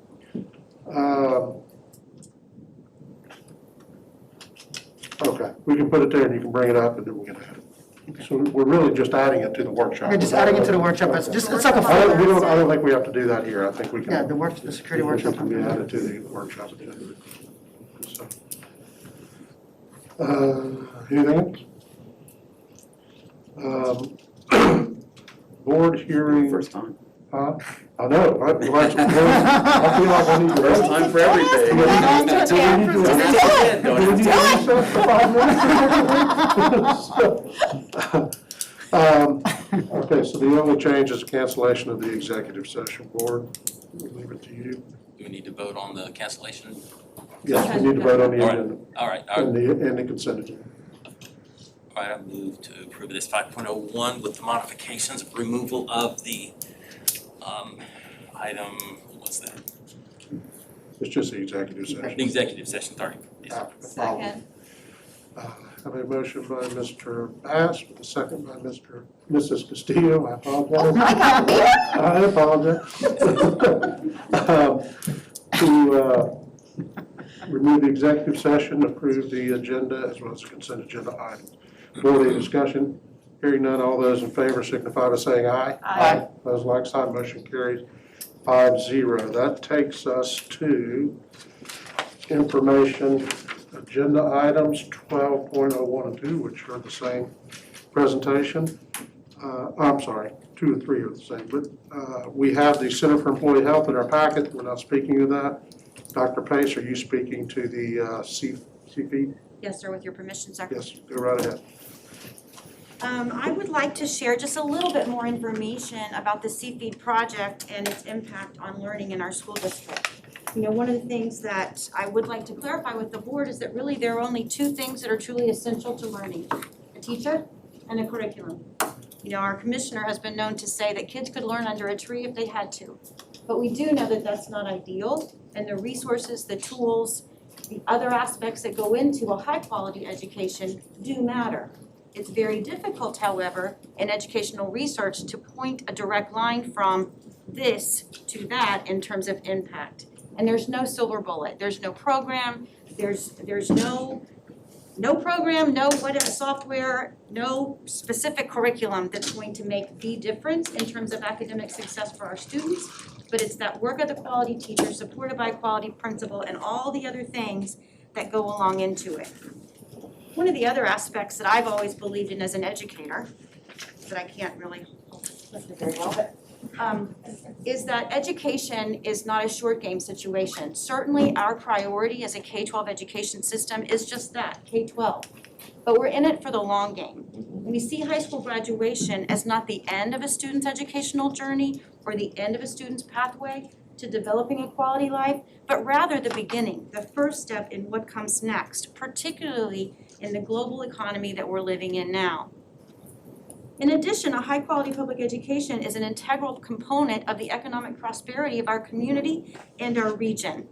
A strong talent pipeline is essential for us to diversify our economy, attract local businesses who want to raise the quality of life for all of our citizens as we move forward. There was discussion when Amazon chose not to relocate in our region about that regional talent pipeline. And was it where it needed to be in order to attract that kind of an investment? We also know that the quality of a person's life long-term depends on education in many respects. Certainly there are success stories that would bespeak this. But we do know that overall in Florida, median incomes for someone with a high school diploma are right over $30,000. An associate's degree increases that to over $40,000. A bachelor's degree to $51,000, and I'm not going to read this to your screen, but you can see the more learning a person has, the more an opportunity they have in their future to create a quality lifestyle for their families. Again, not all end all. We have wonderful industry certification programs in our high schools that lead directly into workforce with additional opportunities to continue to learn and grow after that. We have the military that provides a tremendous training ground for people to advance their folks. But as we have worked very hard to try to make sure, and that's one of the things that we're expanding even into next year with implementation of Zello K-12, is what do we do to start that conversation early on in elementary school, build on that in middle school, so in high school, all of our high school seniors graduate with a plan for the future. We're calling it the 4 E's. Where that every graduate is looking at either enrollment, enlistment, employment, or exploration, with the intentional aspect of taking a gap year but then coming back into what happens next. So some of the success points that we've had over the course of the last 5 years include our graduation rate, which has gone from 82% to over 90% in 1920. An increase in those AA degrees awarded to our graduating seniors, as we've been intentional in helping them to select programs at Valencia that make sense based on the CFE data that we've seen. Our acceleration rate is an area where we know we have room to grow, particularly in the college and career acceleration piece at our high school levels. Students earn an acceleration point for successful completion of either an industry certification course, an advanced placement course, a dual enrollment course, or an international baccalaureate course. We've gone from 48% to what's projected as 54%. This is always a lag indicator, but this is an area where if you compare us to other districts in the region, we aren't where we need to be. On the other hand, a year ago, we were 8th out of the state in middle school acceleration, from 59% to 80% in 18-19. And we have CFE data to show us that that successful middle school acceleration leads into success at Valencia and UCF. You can see that our dual enrollment credits have increased, as well as the increase in students passing an advanced placement exam at 3 or higher.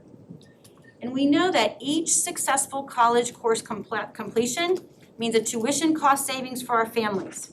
$315 per 21 cents for a 3-credit course at UF, $315.21 at UCF, $309.18 at Valencia College. This is money in our families' pockets, but also long-term earning potential for our graduates as they move on with these successful completions. And in all total, we've estimated that we have over an estimated $17 million in impact from the accelerated coursework over the course of the last 2 years. I met earlier today with Mr. Cook, our college and career counselor. We have 2 grant opportunities that we're working on right now as well. One is called NCAN 2. It's an NCAN 2 through grant, and it's really what he calls the Got College 2.0.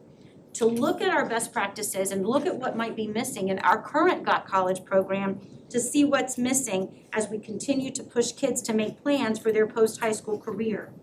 The other component of that is the UCF Gear Up grant, which they've had a tremendous presence in Orange County, not so much in Osceola County. We now know that 60% of our students pursuing college go to either Valencia or UCF or Valencia into UCF. So UCF has reached out to say, we want to increase our Gear Up presence in the Osceola County school system. Through this process, we've also learned that success starts early. 3rd grade retention has a negative impact on long-term success, both at the high school level, graduation, as well as then post-secondary matriculation. And we've worked diligently through the portfolio process and through intensive intervention early with our students to decrease that from 9% in 15-16 to 3% the last time we had grades in 18-19. Our school and district grades have increased. We've gone from a C to a B with a total increase of 5 percentage points, and we're working hard to move that in with an increase in A and B schools as well. As we discussed in our last board meeting, as the contract renewal was approved by the board, this is what CFED is all about for those who might have missed it. It's a collaborative data sharing among Central Florida pre-kindergarten through university public educational institutions to identify factors that inform decisions and interventions to increase success, outcomes, and long-term opportunities for all students in partnership with the Orange County Public School System, Valencia College, and UCF. Paul Luna, the president and CEO of the Helios Foundation, which provided the grant funding for the first 5 years of the program, talks about the what, this partnership, bringing together these organizations all along the education continuum, and the why, to enhance student success over time. Some specific CFED projects that have informed our work as we move forward include the examination, as I've talked about earlier, about high school acceleration and its impact on post-secondary readiness, which has encouraged us and allowed us and driven us to shift our scheduling policy to guide more students to increase in dual enrollment. In fact, this past year, when COVID impacted standardized tests, we worked with Valencia College to change the qualification process for dual enrollment to make sure that just because we didn't have a test score, it didn't limit a student's enrollment in the dual enrollment piece if they had other criteria that would show them capable and qualified for success. We've also looked at math pathways. In high school, you're only required to have 3 high school credits in math. And not everybody loves math. So we had students who in their senior year were skipping a math class, which left them significantly then less likely to be successful in Valencia or UCF in that math pathway as we looked at the longitudinal data. Math is a skill, and if you don't practice it, you'll lose it. And so that's one of the things that we've done to, again, change our scheduling patterns. We also partnered with Valencia College to bring their teachers, their qualified professors, into our comprehensive high schools to offer the Math for College Readiness Program to, again, improve student success in math and preparation to be successful in college. We've already discussed the third grade retention. We know that there is a historic negative pattern on long-term student success if students are retained in elementary school. So we've worked together to identify interventions early to reduce that third grade retention and now to help students who were impacted by COVID learning loss. Same thing with middle school acceleration and impact on future academic success. Students who took that accelerated science class in middle school had a higher increase in both high school acceleration and successful post-secondary matriculation. So CFE has really been about informing our policy, informing our decision-making as we work with our guidance counselors, our principals, our APIs, and our students and families about making the best selections for their trajectories. These are some things that we're currently looking at. We've identified specific college and career acceleration target groups as we move into scheduling for the upcoming school year, because we're in that complex time where you're working hard to graduate the students that you have now and also plan for next year's graduating class. So we've identified students who've been in an acceleration course, never passed it. There's 846 of them. So that group we monitor to provide specific intervention for what can we do to help them be successful in those exams. They've been in acceleration and never passed, or the 911 who've not yet been in an acceleration course, but are potentially qualified based on other data. This is an equity issue. If we don't identify who these kids are, we're not giving them open access to the same level of rigor that other students have access to. And these are students who may not know to advocate for themselves. Unless that guidance counselor, that API, that teacher taps us on the shoulder and says, hey, based on what you've done before, I think you could be successful in one of these pathways. Let's talk about which one makes the most sense for you. These are some additional projects that CFED is planning to evaluate based on where we've been looking. Is there a specific type of accelerated coursework that benefits students more than others when pursuing specific types of degrees? We know that our students who are going into engineering, for example, must have those significant levels of physics and chemistry in high school to be able to be successful in those programs moving on. But now we're looking even deeper at what are the accelerated coursework patterns that seem to make the most sense. Same thing with college readiness. What are the things that we can do to help ensure that our students, once they leave us, are prepared for success in college, in the workplace, and beyond? And then finally, this is the current state of the district grade based on 2018-19, when we were last there. And you can see clearly, again, not in comparison here to others, but that's where our college and career acceleration at only 49% did not measure up to our neighboring districts. That's an area that we've worked on. We're now projecting to be right at a little over almost 54%, but that's still an area where we can grow. And then, of course, obviously, we've talked about math as being the next area that we target. But we are certainly dedicated and committed to working together using all of the tools and resources that we have at hand, including the CFED data project, to get us to that A that we all want to achieve for our community and for our students. And that's what I have, sir.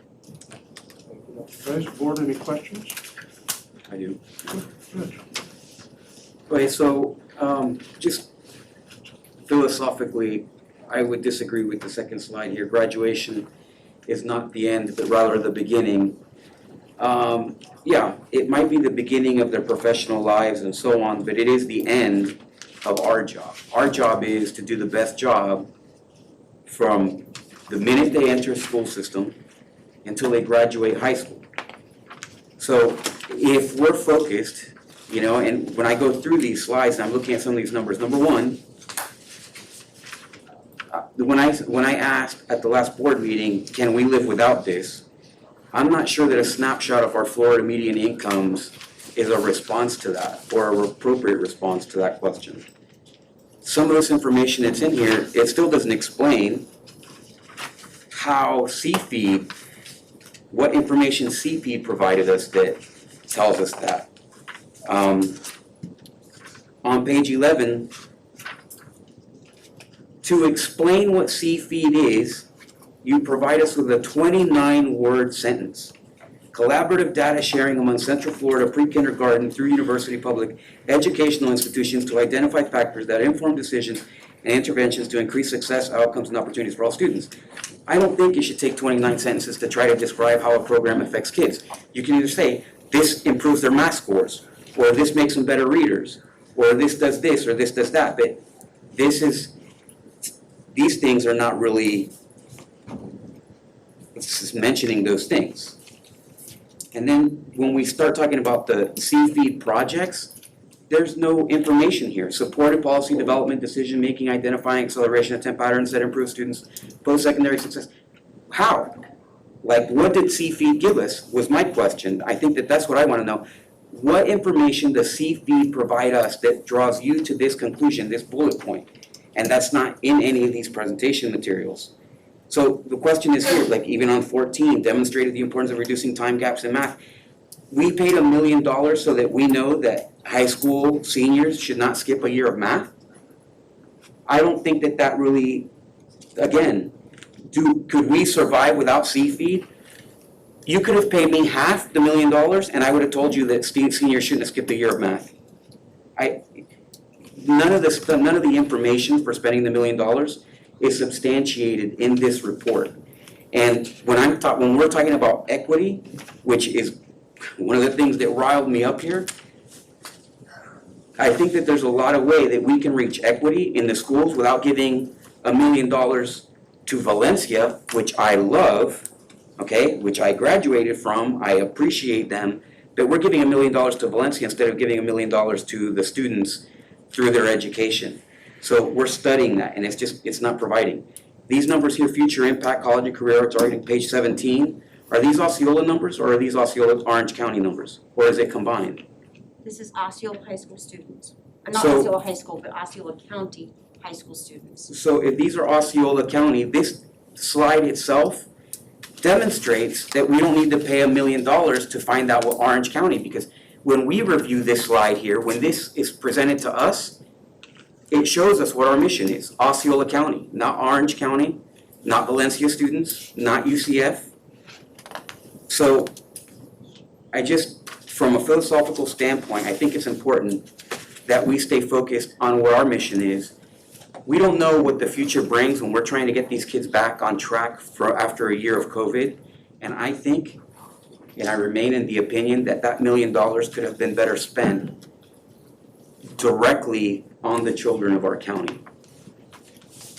Any other comments? No, Mr. Chair.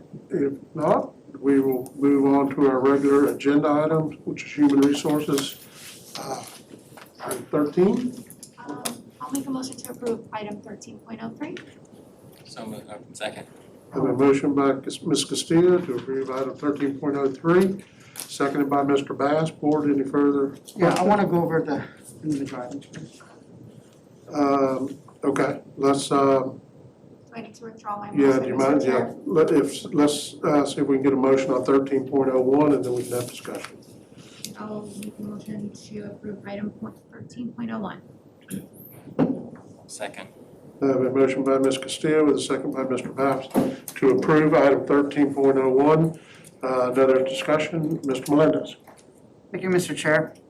This position, is the person reporting to IT? Because it's like electronics, it doesn't sound like they're in the transportation department. It sounds like they're being assigned to the department. But so is their only job focusing on the electronics of the buses themselves? And therefore, do they report to IT department? Because IT department knows how to coordinate that specialty? Or is it so specialized that it's only a transportation person can do it? Or how come an IT person can't because, I have a little bit of an IT background myself, and you learn on different platforms. What's special about this that has to be specifically in transportation?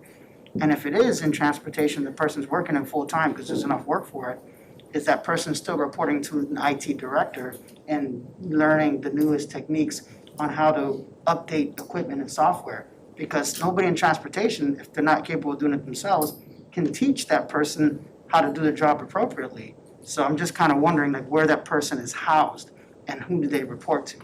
The person is housed in transportation, and I believe they report to the director of transportation. I'm checking the agenda, checking the job description as it is. We certainly coordinate those types of activities between IT and transportation, or IT and curriculum, or IT and facilities, for example, when we're talking about e-builder. There's certainly curriculum, there's certainly coordination. We have what we call our LIST team that meets on a regular basis to talk about software and technology among the different departments. But with the increase in sophistication of systems on buses, like the GPS, like Here Comes the Bus, here comes the Synovia piece, which will allow us to do the swipe card technology, it's become more for our regular mechanics in transportation to handle without a different certification, different level of skill, and also then a dedication into that particular job. Because parents get used to counting on Here Comes the Bus or counting on the Synovia once we get our swipe card piece installed and operational. And then if it's not working, they want somebody to be able to fix it right then. And our staff in IT is already very, very busy with the other things, particularly as we move toward a one-to-one implementation. And certainly, if there's other comments, I'm open to that, but that would be, Mr. Creech is also here, our Director of Transportation, and he can explain it far more eloquently than I can if you still have questions. No, I understand so that makes sense that, IT department is basically saturated in work already. And then, so this Joseph, and I understand the need for the position, I'm thinking about just the support for that person. As long as we know that, that's the thing, they don't technically report to IT, but, what I'm saying, when that person needs help, the Director of Transportation is not gonna know how to help them, you know what I mean? So I just wanna make sure that, the proper chain of command and structure and support is in place for that employee to not only be successful now, but when their software upgrades and things like that, technology evolves quickly. When they say, hey, I need to go to a training conference to get updated, transportation's like, I'm gonna be cheap, I'm not gonna give you an approval, that, that person that's supervising them has an understanding of that technology and can support them to be successful. Point well made, Mr. Melendez. Any other questions? Did you already have a motion? We have a motion by Ms. Castillo with a second by Mr. Bass to approve item 13.01. No other discussion. All those in favor of the motion signify by saying aye. Aye. Those like sign. Motion carries 5-0. Brings us to item 13.02, approval of the 2021 through 2022-23 salaries benefits package proposal for educational staff, professionals, and boys. I'll move to approve 1302. Second. Have a motion by Mr. Bass with a second by Mr. Arguello to approve item 13.02. Board, is there any discussion? I just want to say, yes, I'm in favor, but man, it's finally over. Whew. So I just want to say congratulations on everyone. Thank you, Dr. Pace, for being open to a multi-year agreement. Because I know before we talk about annual agreements and just the uncertainty of a long-term agreement. So I'm glad that the district is looking at that.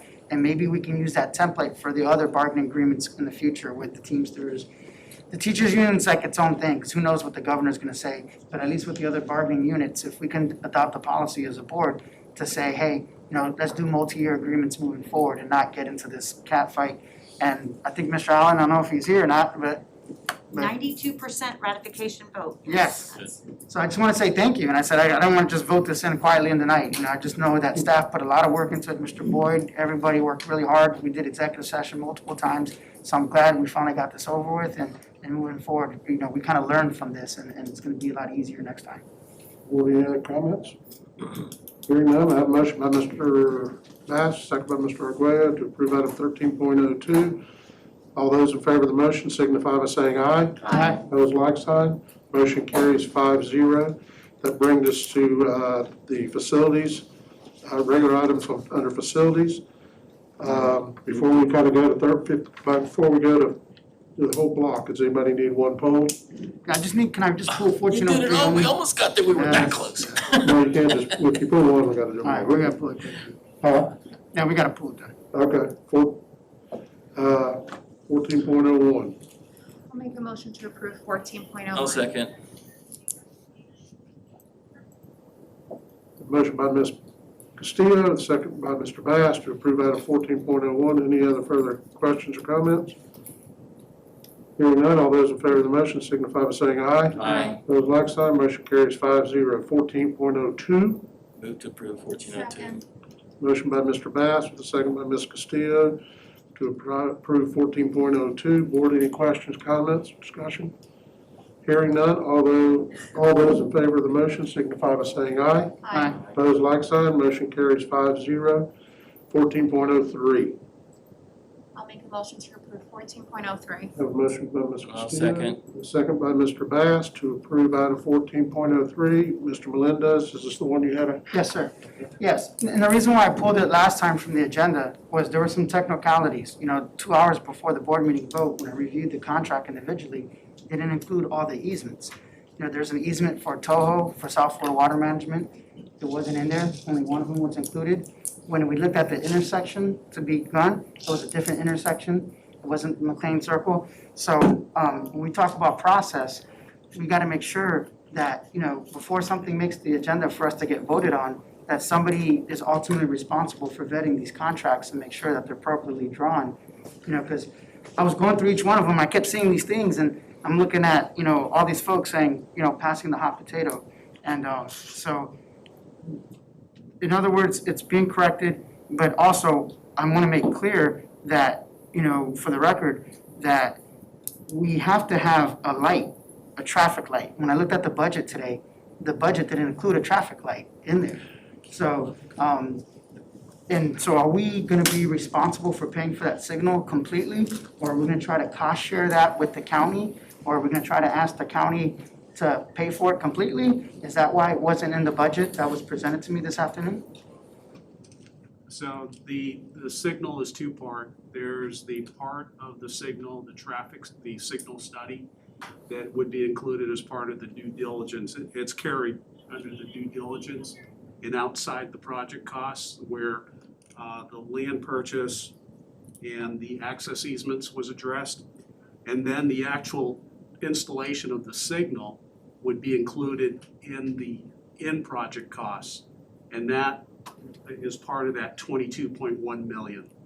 So the traffic signal would be, so when we actually build the traffic signal, it's part of like the contingency for the 22 Yes. million? We have had conversations with the need for the traffic signal with the county. Ultimately, we're gonna have to complete a traffic study to warrant the signal. In some cases where we're sharing a signal with another entity, then we do pursue sharing those traffic signal costs. For example, with the Nova Newman property, that's what we are attempting to do. Right, because the issue that I would like staff to fight for, because, the county's gonna say, well, right now, we're like maybe the burden, even though that Poinciana area is an industrial center, where we're not the only one using that traffic signal. And if you look at that map, on the east side of Poinciana Boulevard and McLaren, if I can draw it correctly, kind of thinking, the northeast quadrant is vacant land. Who knows what that person's gonna use it for? And next thing you know, if that person uses it for a traffic signal need as well, then it's like, whoa, it's already too late, we already paid for it, and they get a free pass.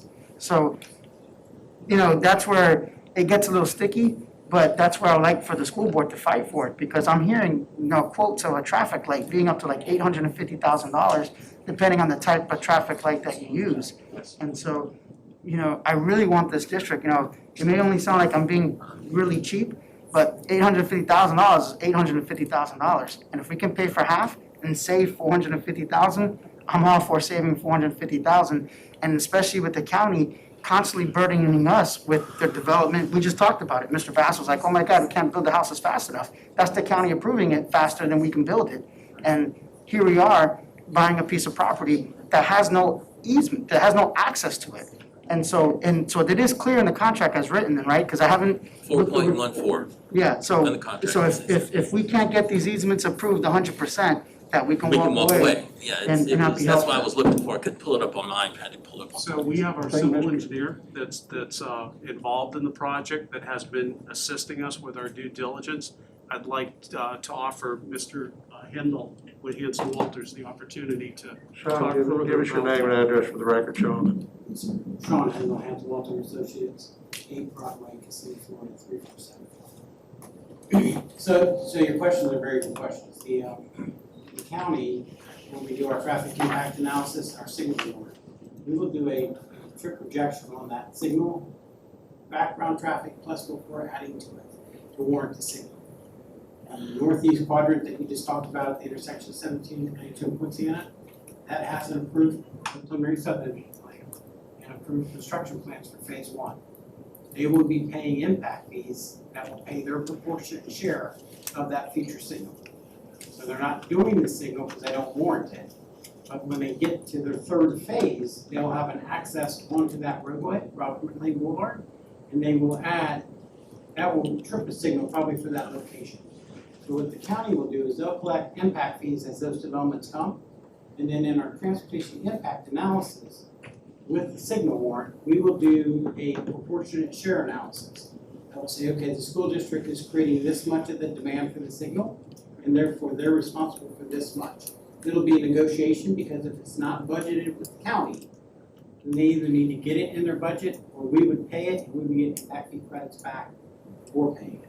So we would get a cash payment back in the future. So we can negotiate that with the county, and that's what we typically do.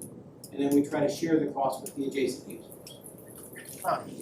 And I can give you a hug, Mr. Hendel, that's exactly what I want to hear. Because I hate that. And we also have to extend utilities to that site, and we would look at the utilities in the same fashion. So when a developer comes along for that parcel and ties into the line that we extended, we would look at cost sharing for that as well. Yeah, the cost shares with utilities will be through upsize. They don't do paybacks because it's just the administrative.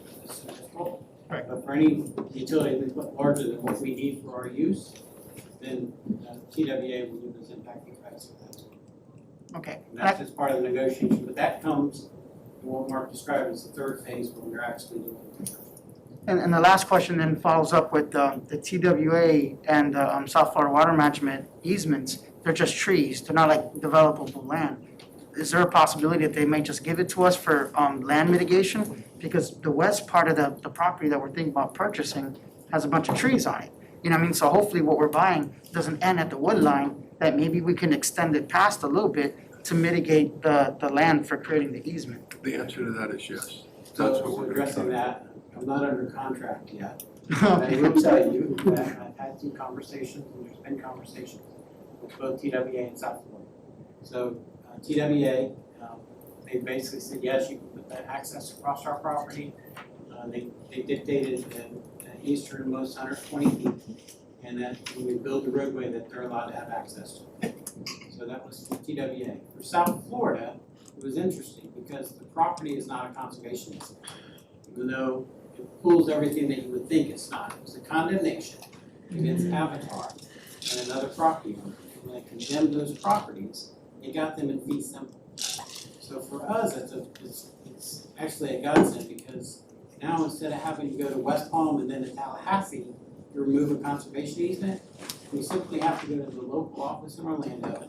They'll transfer the permit to West Palm, and we do the right of use of the property. Because it's a public entity, those are almost always over. So we're going to address, and we put calls into South Florida and haven't gotten calls back yet. Right. So what we're going to ask them is for a right of entry to put a road in the upland portion of the land. I'm pretty confident that the easternmost portion of that is not wetland. And one of our requests on the due diligence is to have an environmentalist go and establish the jurisdictional limits. And then we'll try to stay out of those limits and get you an access to the parcel. So once we do that, it's a simple process. It's actually, we do it all the time. So it's really, for dealing with the state, it's one of the easiest permits to get. So we're confident. And my last comment would be, since we're already looking at it, and I know Poinciana High School is in the back and everything, is there any spot in that land to put a cell tower on there? Because we generate nice revenue from that, and, you know, the ability to, you know, provide signal to that area would be something that we can kind of double dip on, so to speak. That's out of my purview. Yeah, and that's possible. We do have from time to time cell phone developers that come to us and they have need for coverage, but it's for a specific area. So it doesn't lend itself to all our sites being a candidate for a future cell phone tower for that alternative revenue. But certainly, you know, we'll reach out to those cell phone tower developers and see if that's a possibility.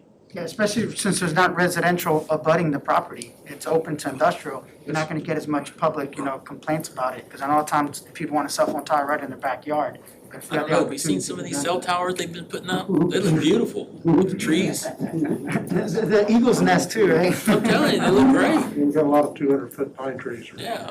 Two.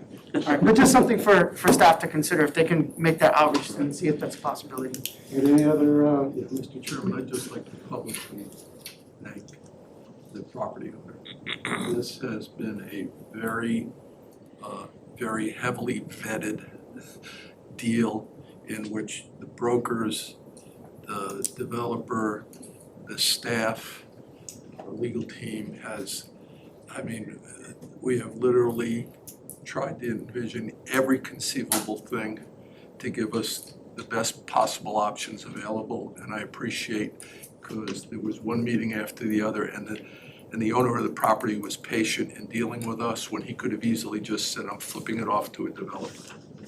So, just, Mr. Chairman, would like that in the record, that we do appreciate that. Board, any other comments?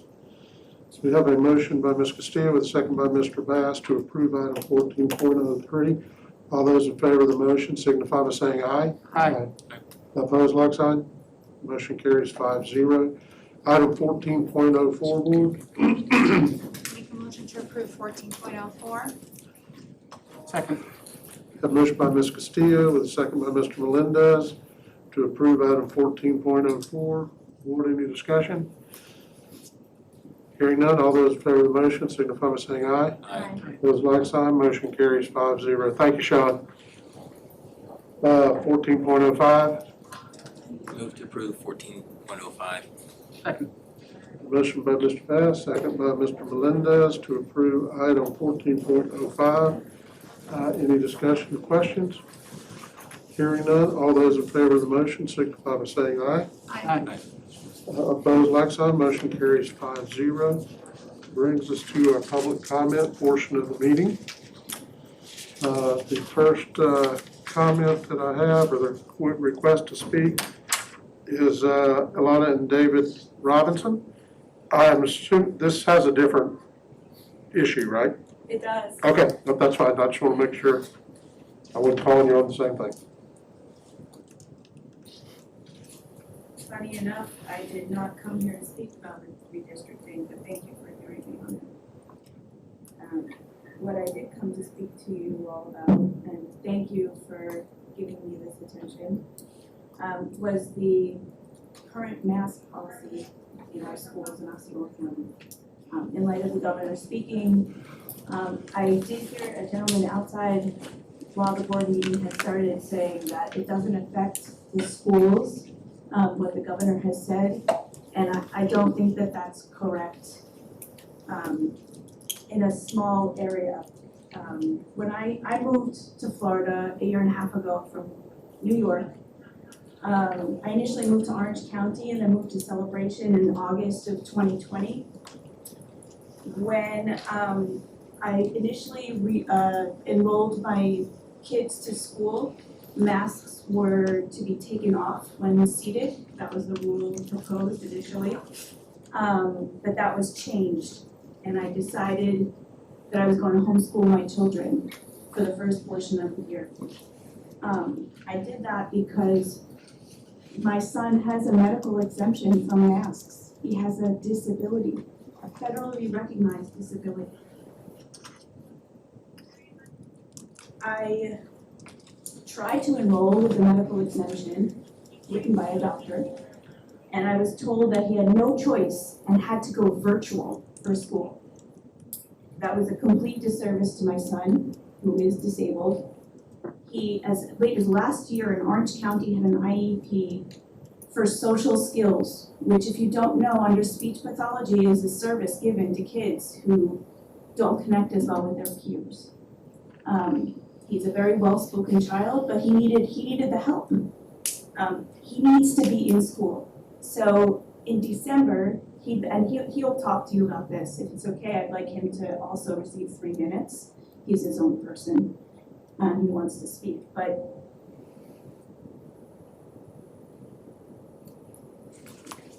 you know, I'm gonna let him speak about the rest, if that's okay. He does not need to give us his name since he's a student, but he can come right up and Oh, okay. sit and just speak.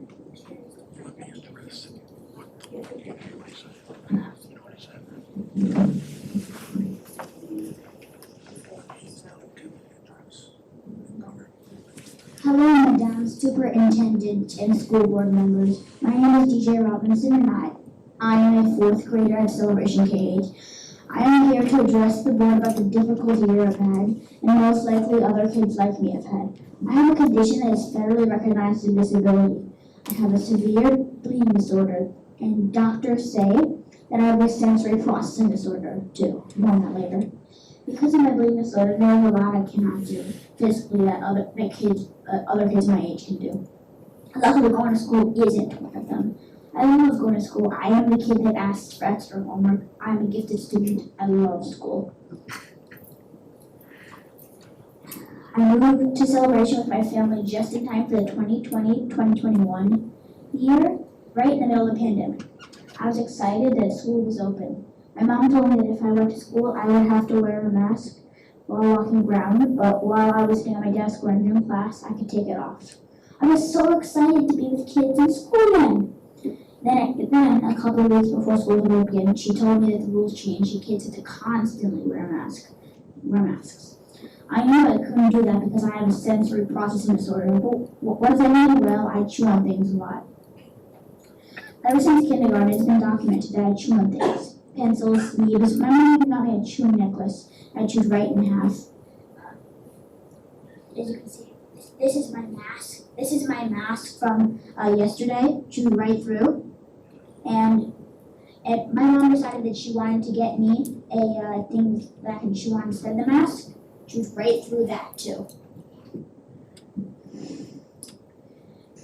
It's just something I do, and I can't control it. People get mad at me all the time for chewing things, and I try to stop, but I can't. Well, Mom and I decided that I should probably be homeschooled instead of trying not to chew my mask all day. 7 hours to keep a mask on is a really long time. Have you ever tried to keep a mask on for 7 hours straight? I stayed home with my mom and sister until December 2020. When I said enough is enough, I wanted to go back to school and begged my mom to send me. I asked if I could try it. I would do my best and try so hard not to chew. I wanted to be around kids my age and learn in a classroom again. I started Celebration K-8 in January. They made us keep masks every single second of the day, except for 15 minutes or so while we eat lunch, and 20 minutes during snack time. During lunch, we weren't allowed to talk to anyone, just eat. We would wear our masks at our recess or we're running around in PE.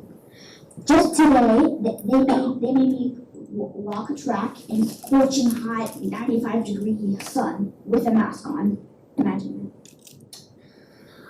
that. I even got a nosebleed from running around with a mask. Nosebleeds for someone with a bleeding disorder aren't fun, I promise. I hate wearing a mask, but I try really hard not to chew on it like the rules say.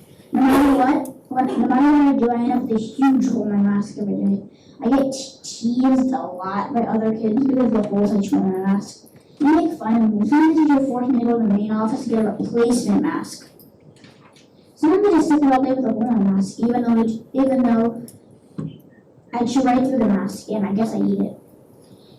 I'm just wondering why I don't think it's healthy for me to wear a mask. I'm not sick from eating it. That can't be healthy, can it? My school principal told my mom that if I cannot handle wearing a mask all day at school, that my only option is to do online virtual school, even though I have a disability. I don't want to go to virtual school. I want to be in a classroom. I'm a really good student. Please help me and students like me. Make masks optional. Mr. Kappelberger? Yeah, Mr. Chairman, the governor entered 2 orders which end effective July 1, invalidates and says there's no local municipal or county mandate on masks that can be in effect. The school board has adhered to the county's mandate as it relates to masks. The board, I do not recall ever adopting a rule mandating masks. We simply followed the county direction. Therefore, unless this board was to act differently on July 1, it would expire. It would be my legal recommendation, and I spoke with Dr. Pace about this, if a student wants to wear a mask after that date because they feel safer, et cetera, or a faculty member, we allow them to do it. But on July 1, unless you take action, the county's mandate would expire, and that would expire as it relates to applying to us. And let me just say, young man, you are really lucky to have a mom who loves you that much. Thank you for that compliment. May the fourth be with you. I need that. Star Wars Day. And you're gonna teach speaking to the other people that can't speak. So, great job, nicely done. Board, anything else? We've got a couple more here. Louis Rivera. Mr. Rivera, you know the drill here, 3 minutes, come up and give us your name and address for the record. The floor is yours.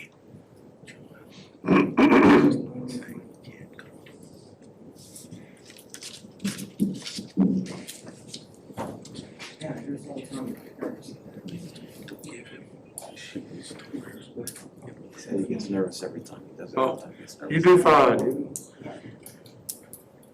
Today I'm here for two, you hear me? All right, today I'm here for 2 reasons. You turned it off. You turned your microphone on, sir. I don't think it's on. Yeah, I can't turn it off. He was done, he dropped the mic. It's always bad to follow a child. There you go. Very good. Can I speak louder, I guess? No, it's good now. Just speak normal. All right. Today I'm here for 2 reasons. To ask you to let the students who do music and dance, to classify them as a sport. Already the 2024 Olympic is looking to add, but they did add breakdance as one of their sports. And also I want to give you some information that hopefully you guys will modify your COVID-19 protocols. You cannot catch COVID-19 if you don't have it. I mean, you can't spread it if you don't have it. Did you know there was an MIT professor that did a study and said, if you're on a plane for 2 hours and have a seat in between, you have 1 in 7,000 chance of catching COVID. The leading cause for death for kids 15 to 19 is accidents, suicides, and homicide, not COVID-19. There were 9,000 deaths last year, ages of 1 to 14, and 91 died from COVID-19 out of the 9,000.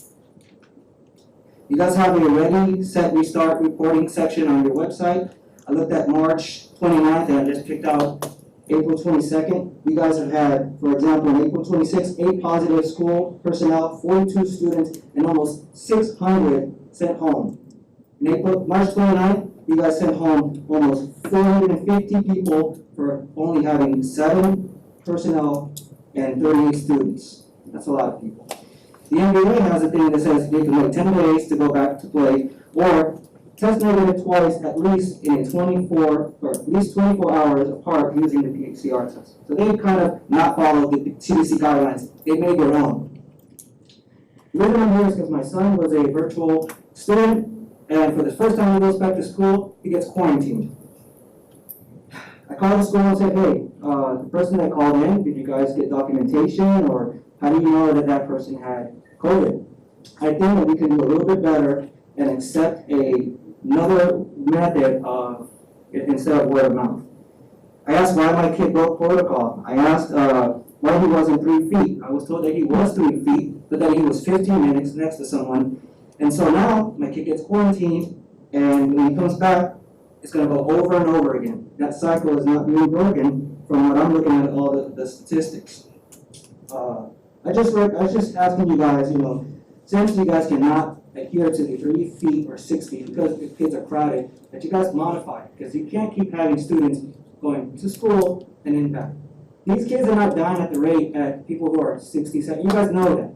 And the last thing I want to say, 20-something seconds here, is just my opinion.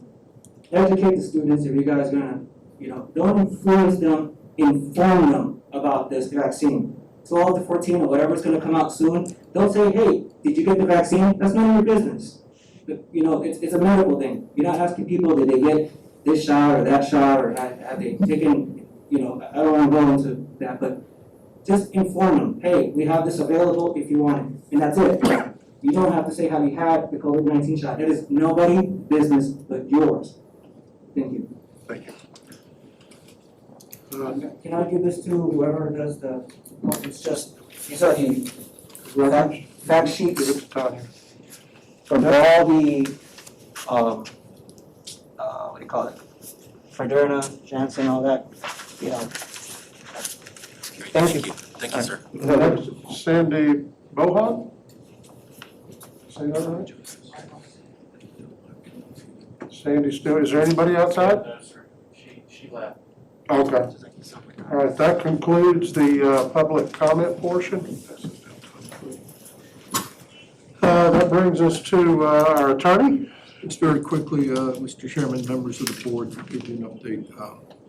Currently working on, working with Mr. Boyd and I'll be working with Mr. Boyd and our auditors on an updated conflict of interest ethics policy. And I'll be sending it out to each of you when it's ready. And then if you'll provide me any comments, and if you want to have a work Is session. it updated from the state laws or what? There's some things we've experienced that I think we can clarify. And that's all I wanted to let you know. Brings us to unfinished business. John, you had brought up the committees. Yeah. And I had a comment on one of the pieces of that, but you've got stuff to add here? No, I think that we are still waiting. Dr. Pace asked for a month. Okay. So at the next meeting, I imagine that we'll have the complete list of committees in the district. Okay. And then we'll begin the review process. Okay, I had a question in here, and I thought this was what this was. You had brought up doing a committee similar to the committee that Julius did for the, I don't know if you call it the SROs, came out of the Liberty issue. I just want to make a comment about that from a board and district perspective. Everybody on this board is a citizen, they can do anything they want. I don't have a problem with that at all. I think the stuff Julia's done, we're going to hear some very good stuff on Thursday. My only concern is when it starts to take staff time, because we've got stuff in our rules about school board members directing staff. I think we need to be extremely careful on individual board members directing staff. I mean, asking them questions, not directing them, but getting them to do a lot of work or something. I think the only time that should happen, this is just my opinion, would be when it is a board, I can't think of what the right word is. Sanctioned. It doesn't matter if one person's doing it. If the whole board says, yes, this is a great idea, then it doesn't matter if it's one person. It is a board committee. So I just kind of want to put that out there for thought. We don't need to do anything, I don't think, about it right now, but wanted to kind of throw that out there. I think that's probably it on that new business. Julius, you had something you wanted to put out there to put it on the workshop. Yeah, I guess just the formalized process to put the findings and discussion at the workshop itself. Okay. Unless, of course, we want to separate, maybe the mission statement or the survey questions and have that on for the next agenda. But they go together anyway. Let's do it all together. If something comes about, we're not going to decide. Generally at a workshop, we don't take votes. You just have the discussion. So we'll have the discussion and stuff would come back at the next meeting. That sounds perfect. So, okay. Thank you. And now, one of the fun parts. I have a couple of new. Oh, I'm sorry. I apologize, Joe. Go ahead. Okay, so one, I wanted to bring forth the org chart and just have a discussion about the org chart and maybe its current state, and then do a review. I printed out the org chart for everyone, but I don't think that it's necessary. Everybody has one, right? Everybody knows or is familiar with our org chart.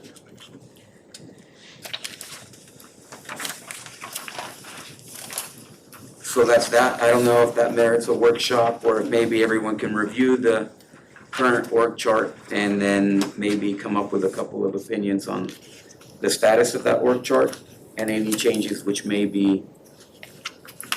make sense to make. And then, that's one. Two is a safe use of facilities policy. Now, granted, the state has already come up with something of a similar nature. You said something that way. Yes. And I'll give you a moment to read that policy. The current legislation does not go as far as this. And considering the Title IX policy that we recently approved, I thought that this was a valid addition or continuance of that policy. Can I ask you a question? Sure.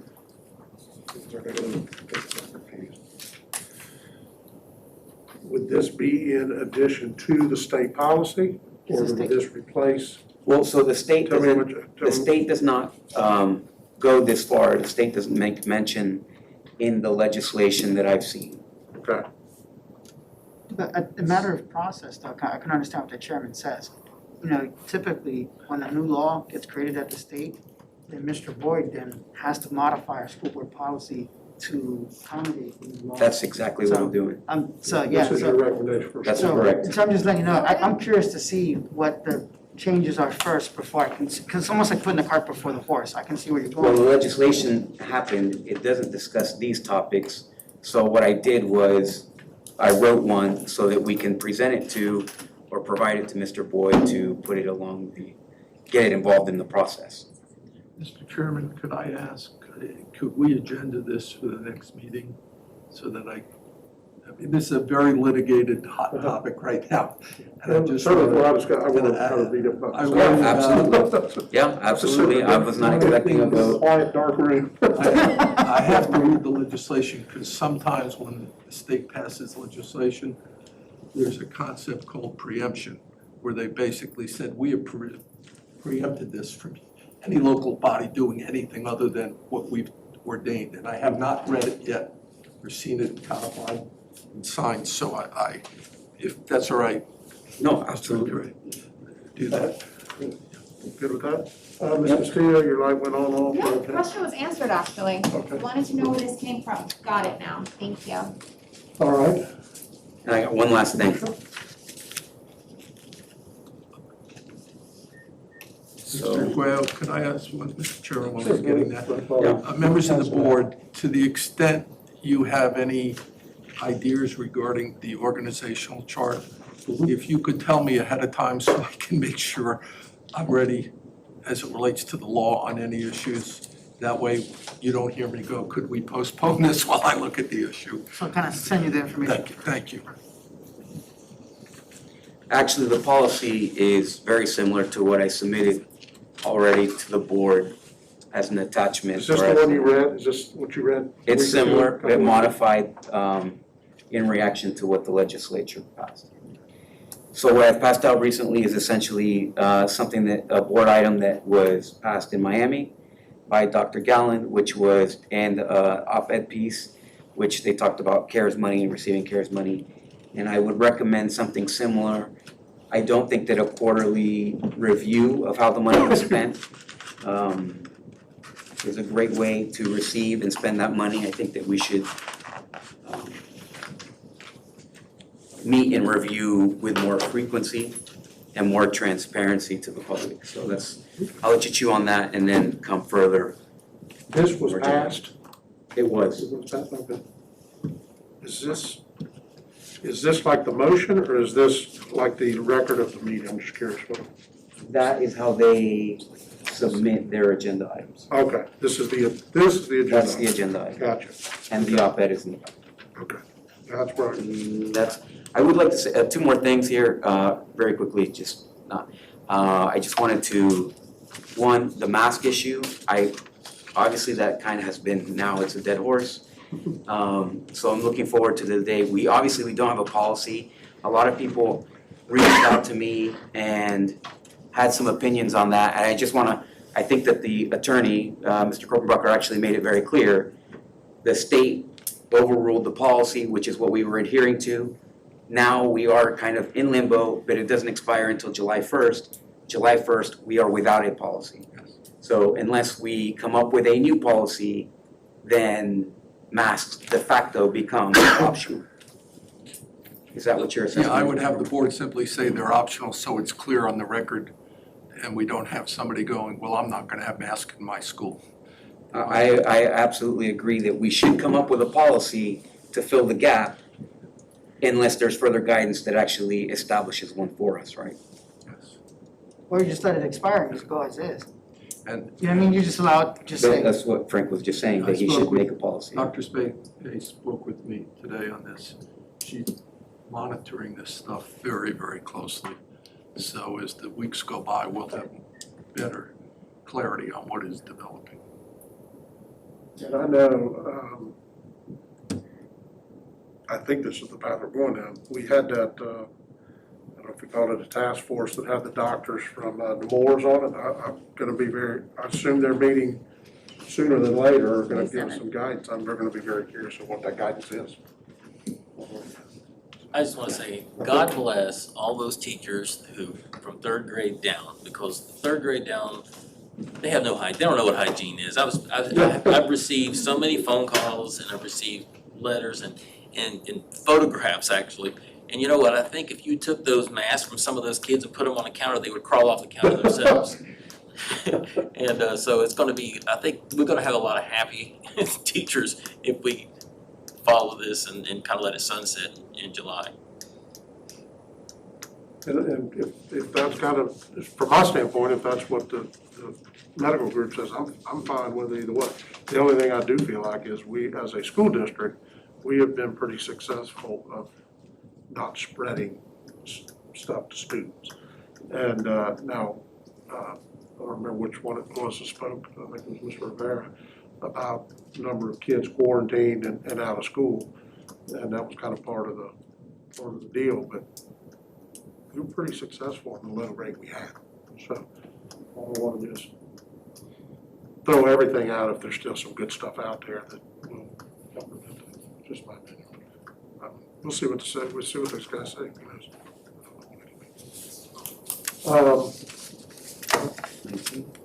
All right, board comments. I want to thank, are we doing 19? Is that what? No, I was going to do I didn't know if you were done with new business. I am done. Thank you. Okay. This will bring us to our student, I think it's board comments. it is board comments, you're right, we know what's going on here, not that. Board comments, John, go first. That was a record time. Well, yeah, in the spirit of how quickly we were moving, I figured that's how we do. Okay, so I just wanted to thank Mr. Glenn, who is a good friend from back in the school choice days. I have to tell you, it was one of the items that we approved. I actually was intending on speaking on it before. I love what you're doing with the league. I cannot wait to see what else you do. I'm looking forward to a relationship with your organization, making sure that we maybe check into that MBE program and just do good things. So I'm glad that you're here in Osceola County. I'm glad that you're doing the work that you're doing here. And I just want you to know that I completely support you and look forward to working with you more. Mr. Bass? I'm good. Ms. Castillo? I'm great, thank you. Mr. Belinda? I'm good. Oh, my God. What time is it? We're not done yet, though. We have our student representative with us tonight. Welcome. This is Jordan Colazo. I say it right? He is from OXA, and Cool dude, by the way. Like the dude, great. Jordan, this is your chance to ask us any questions, any comments on what we did, what we didn't do, why we did anything. It's all you. It's all for you. Yeah, wow, I feel a little underdressed. But anyway. You're the only one who looks comfortable here. Thank you. I just keep it really quick. Now, I don't know if you're still recording, but in honor of Teachers Appreciation Week, thank you to all the teachers. My mom herself, she's a teacher, so thank you to all the teachers out there. I'd like to say that as this year is coming to a close, I'm a senior, and now I'm ready to start the next chapter of my life and go off to university. And I'd just like to see if, other than Education Foundation, if there were any other types of way that seniors could get money for college and for different institutions, 2-year, 4-year universities. Because I was fortunate enough to be able to go off to where I'm going and be financially stable. Where, do you know, are you want to share where you're going? Oh, yeah, I'm gonna be attending NYU Tisch. Great. Thank you. Great job. So, thank you. But fortunately enough for me, I won't be in a crazy amount of debt after I leave.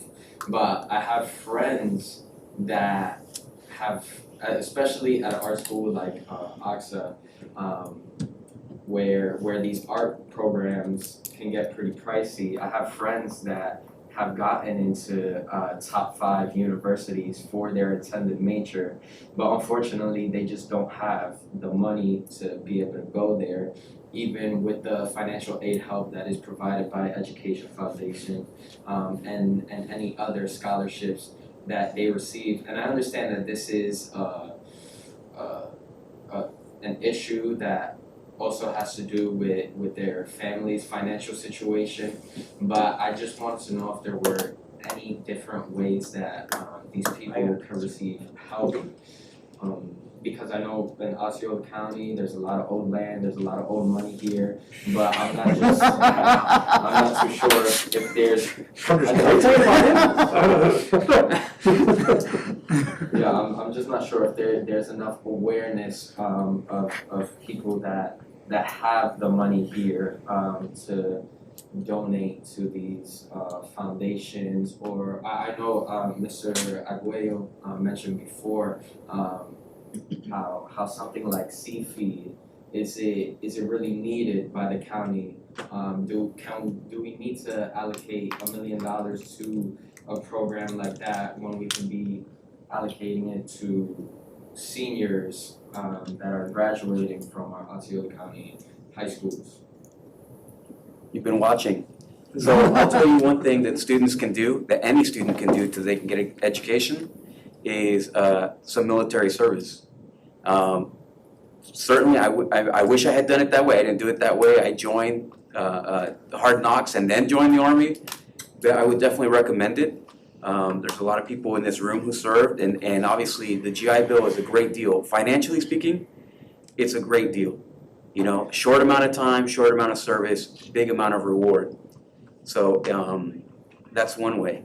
The other way is kind of like, if you look at everyone here who's has a few more years than you, a lot of these people worked through school, right? Now, the difference between us and you guys, I think, is that the demands, the economics are slightly different than when we were going to school, right? It was realistic to work and pay for your school and your degree.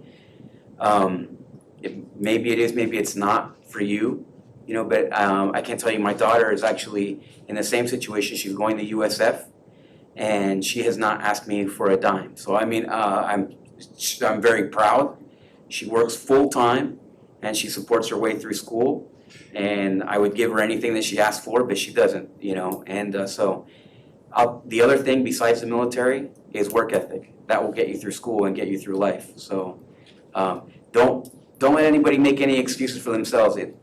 Life can be hard, and you got to drive on, and you got to make it, you know, and continue working. If you work hard, it'll get you through any situation.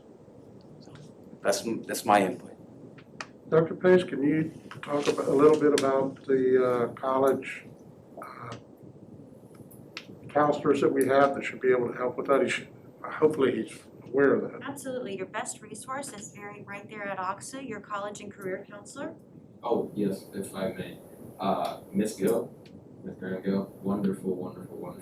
She has helped me out so much throughout this process. So yes, that's Very important to also tell those underclassmen that you're talking to now, because at this stage of the game, your peers, your decisions are made, right? Yeah. You've kind of figured it out. But Ms. Gill is there to be working now with next year's seniors and the seniors that will come to follow, because there are programs that start as your freshman year where you can start to earn some of those scholarship dollars for some of those high demand skill, top universities and programs. Thank you. Anything else, George? Yeah, I just wanted to keep it short. Thank you guys for listening. That's it. Thank you for being here. Good luck with the future. Good luck. Good luck. Congratulations on it. That's amazing. Great job.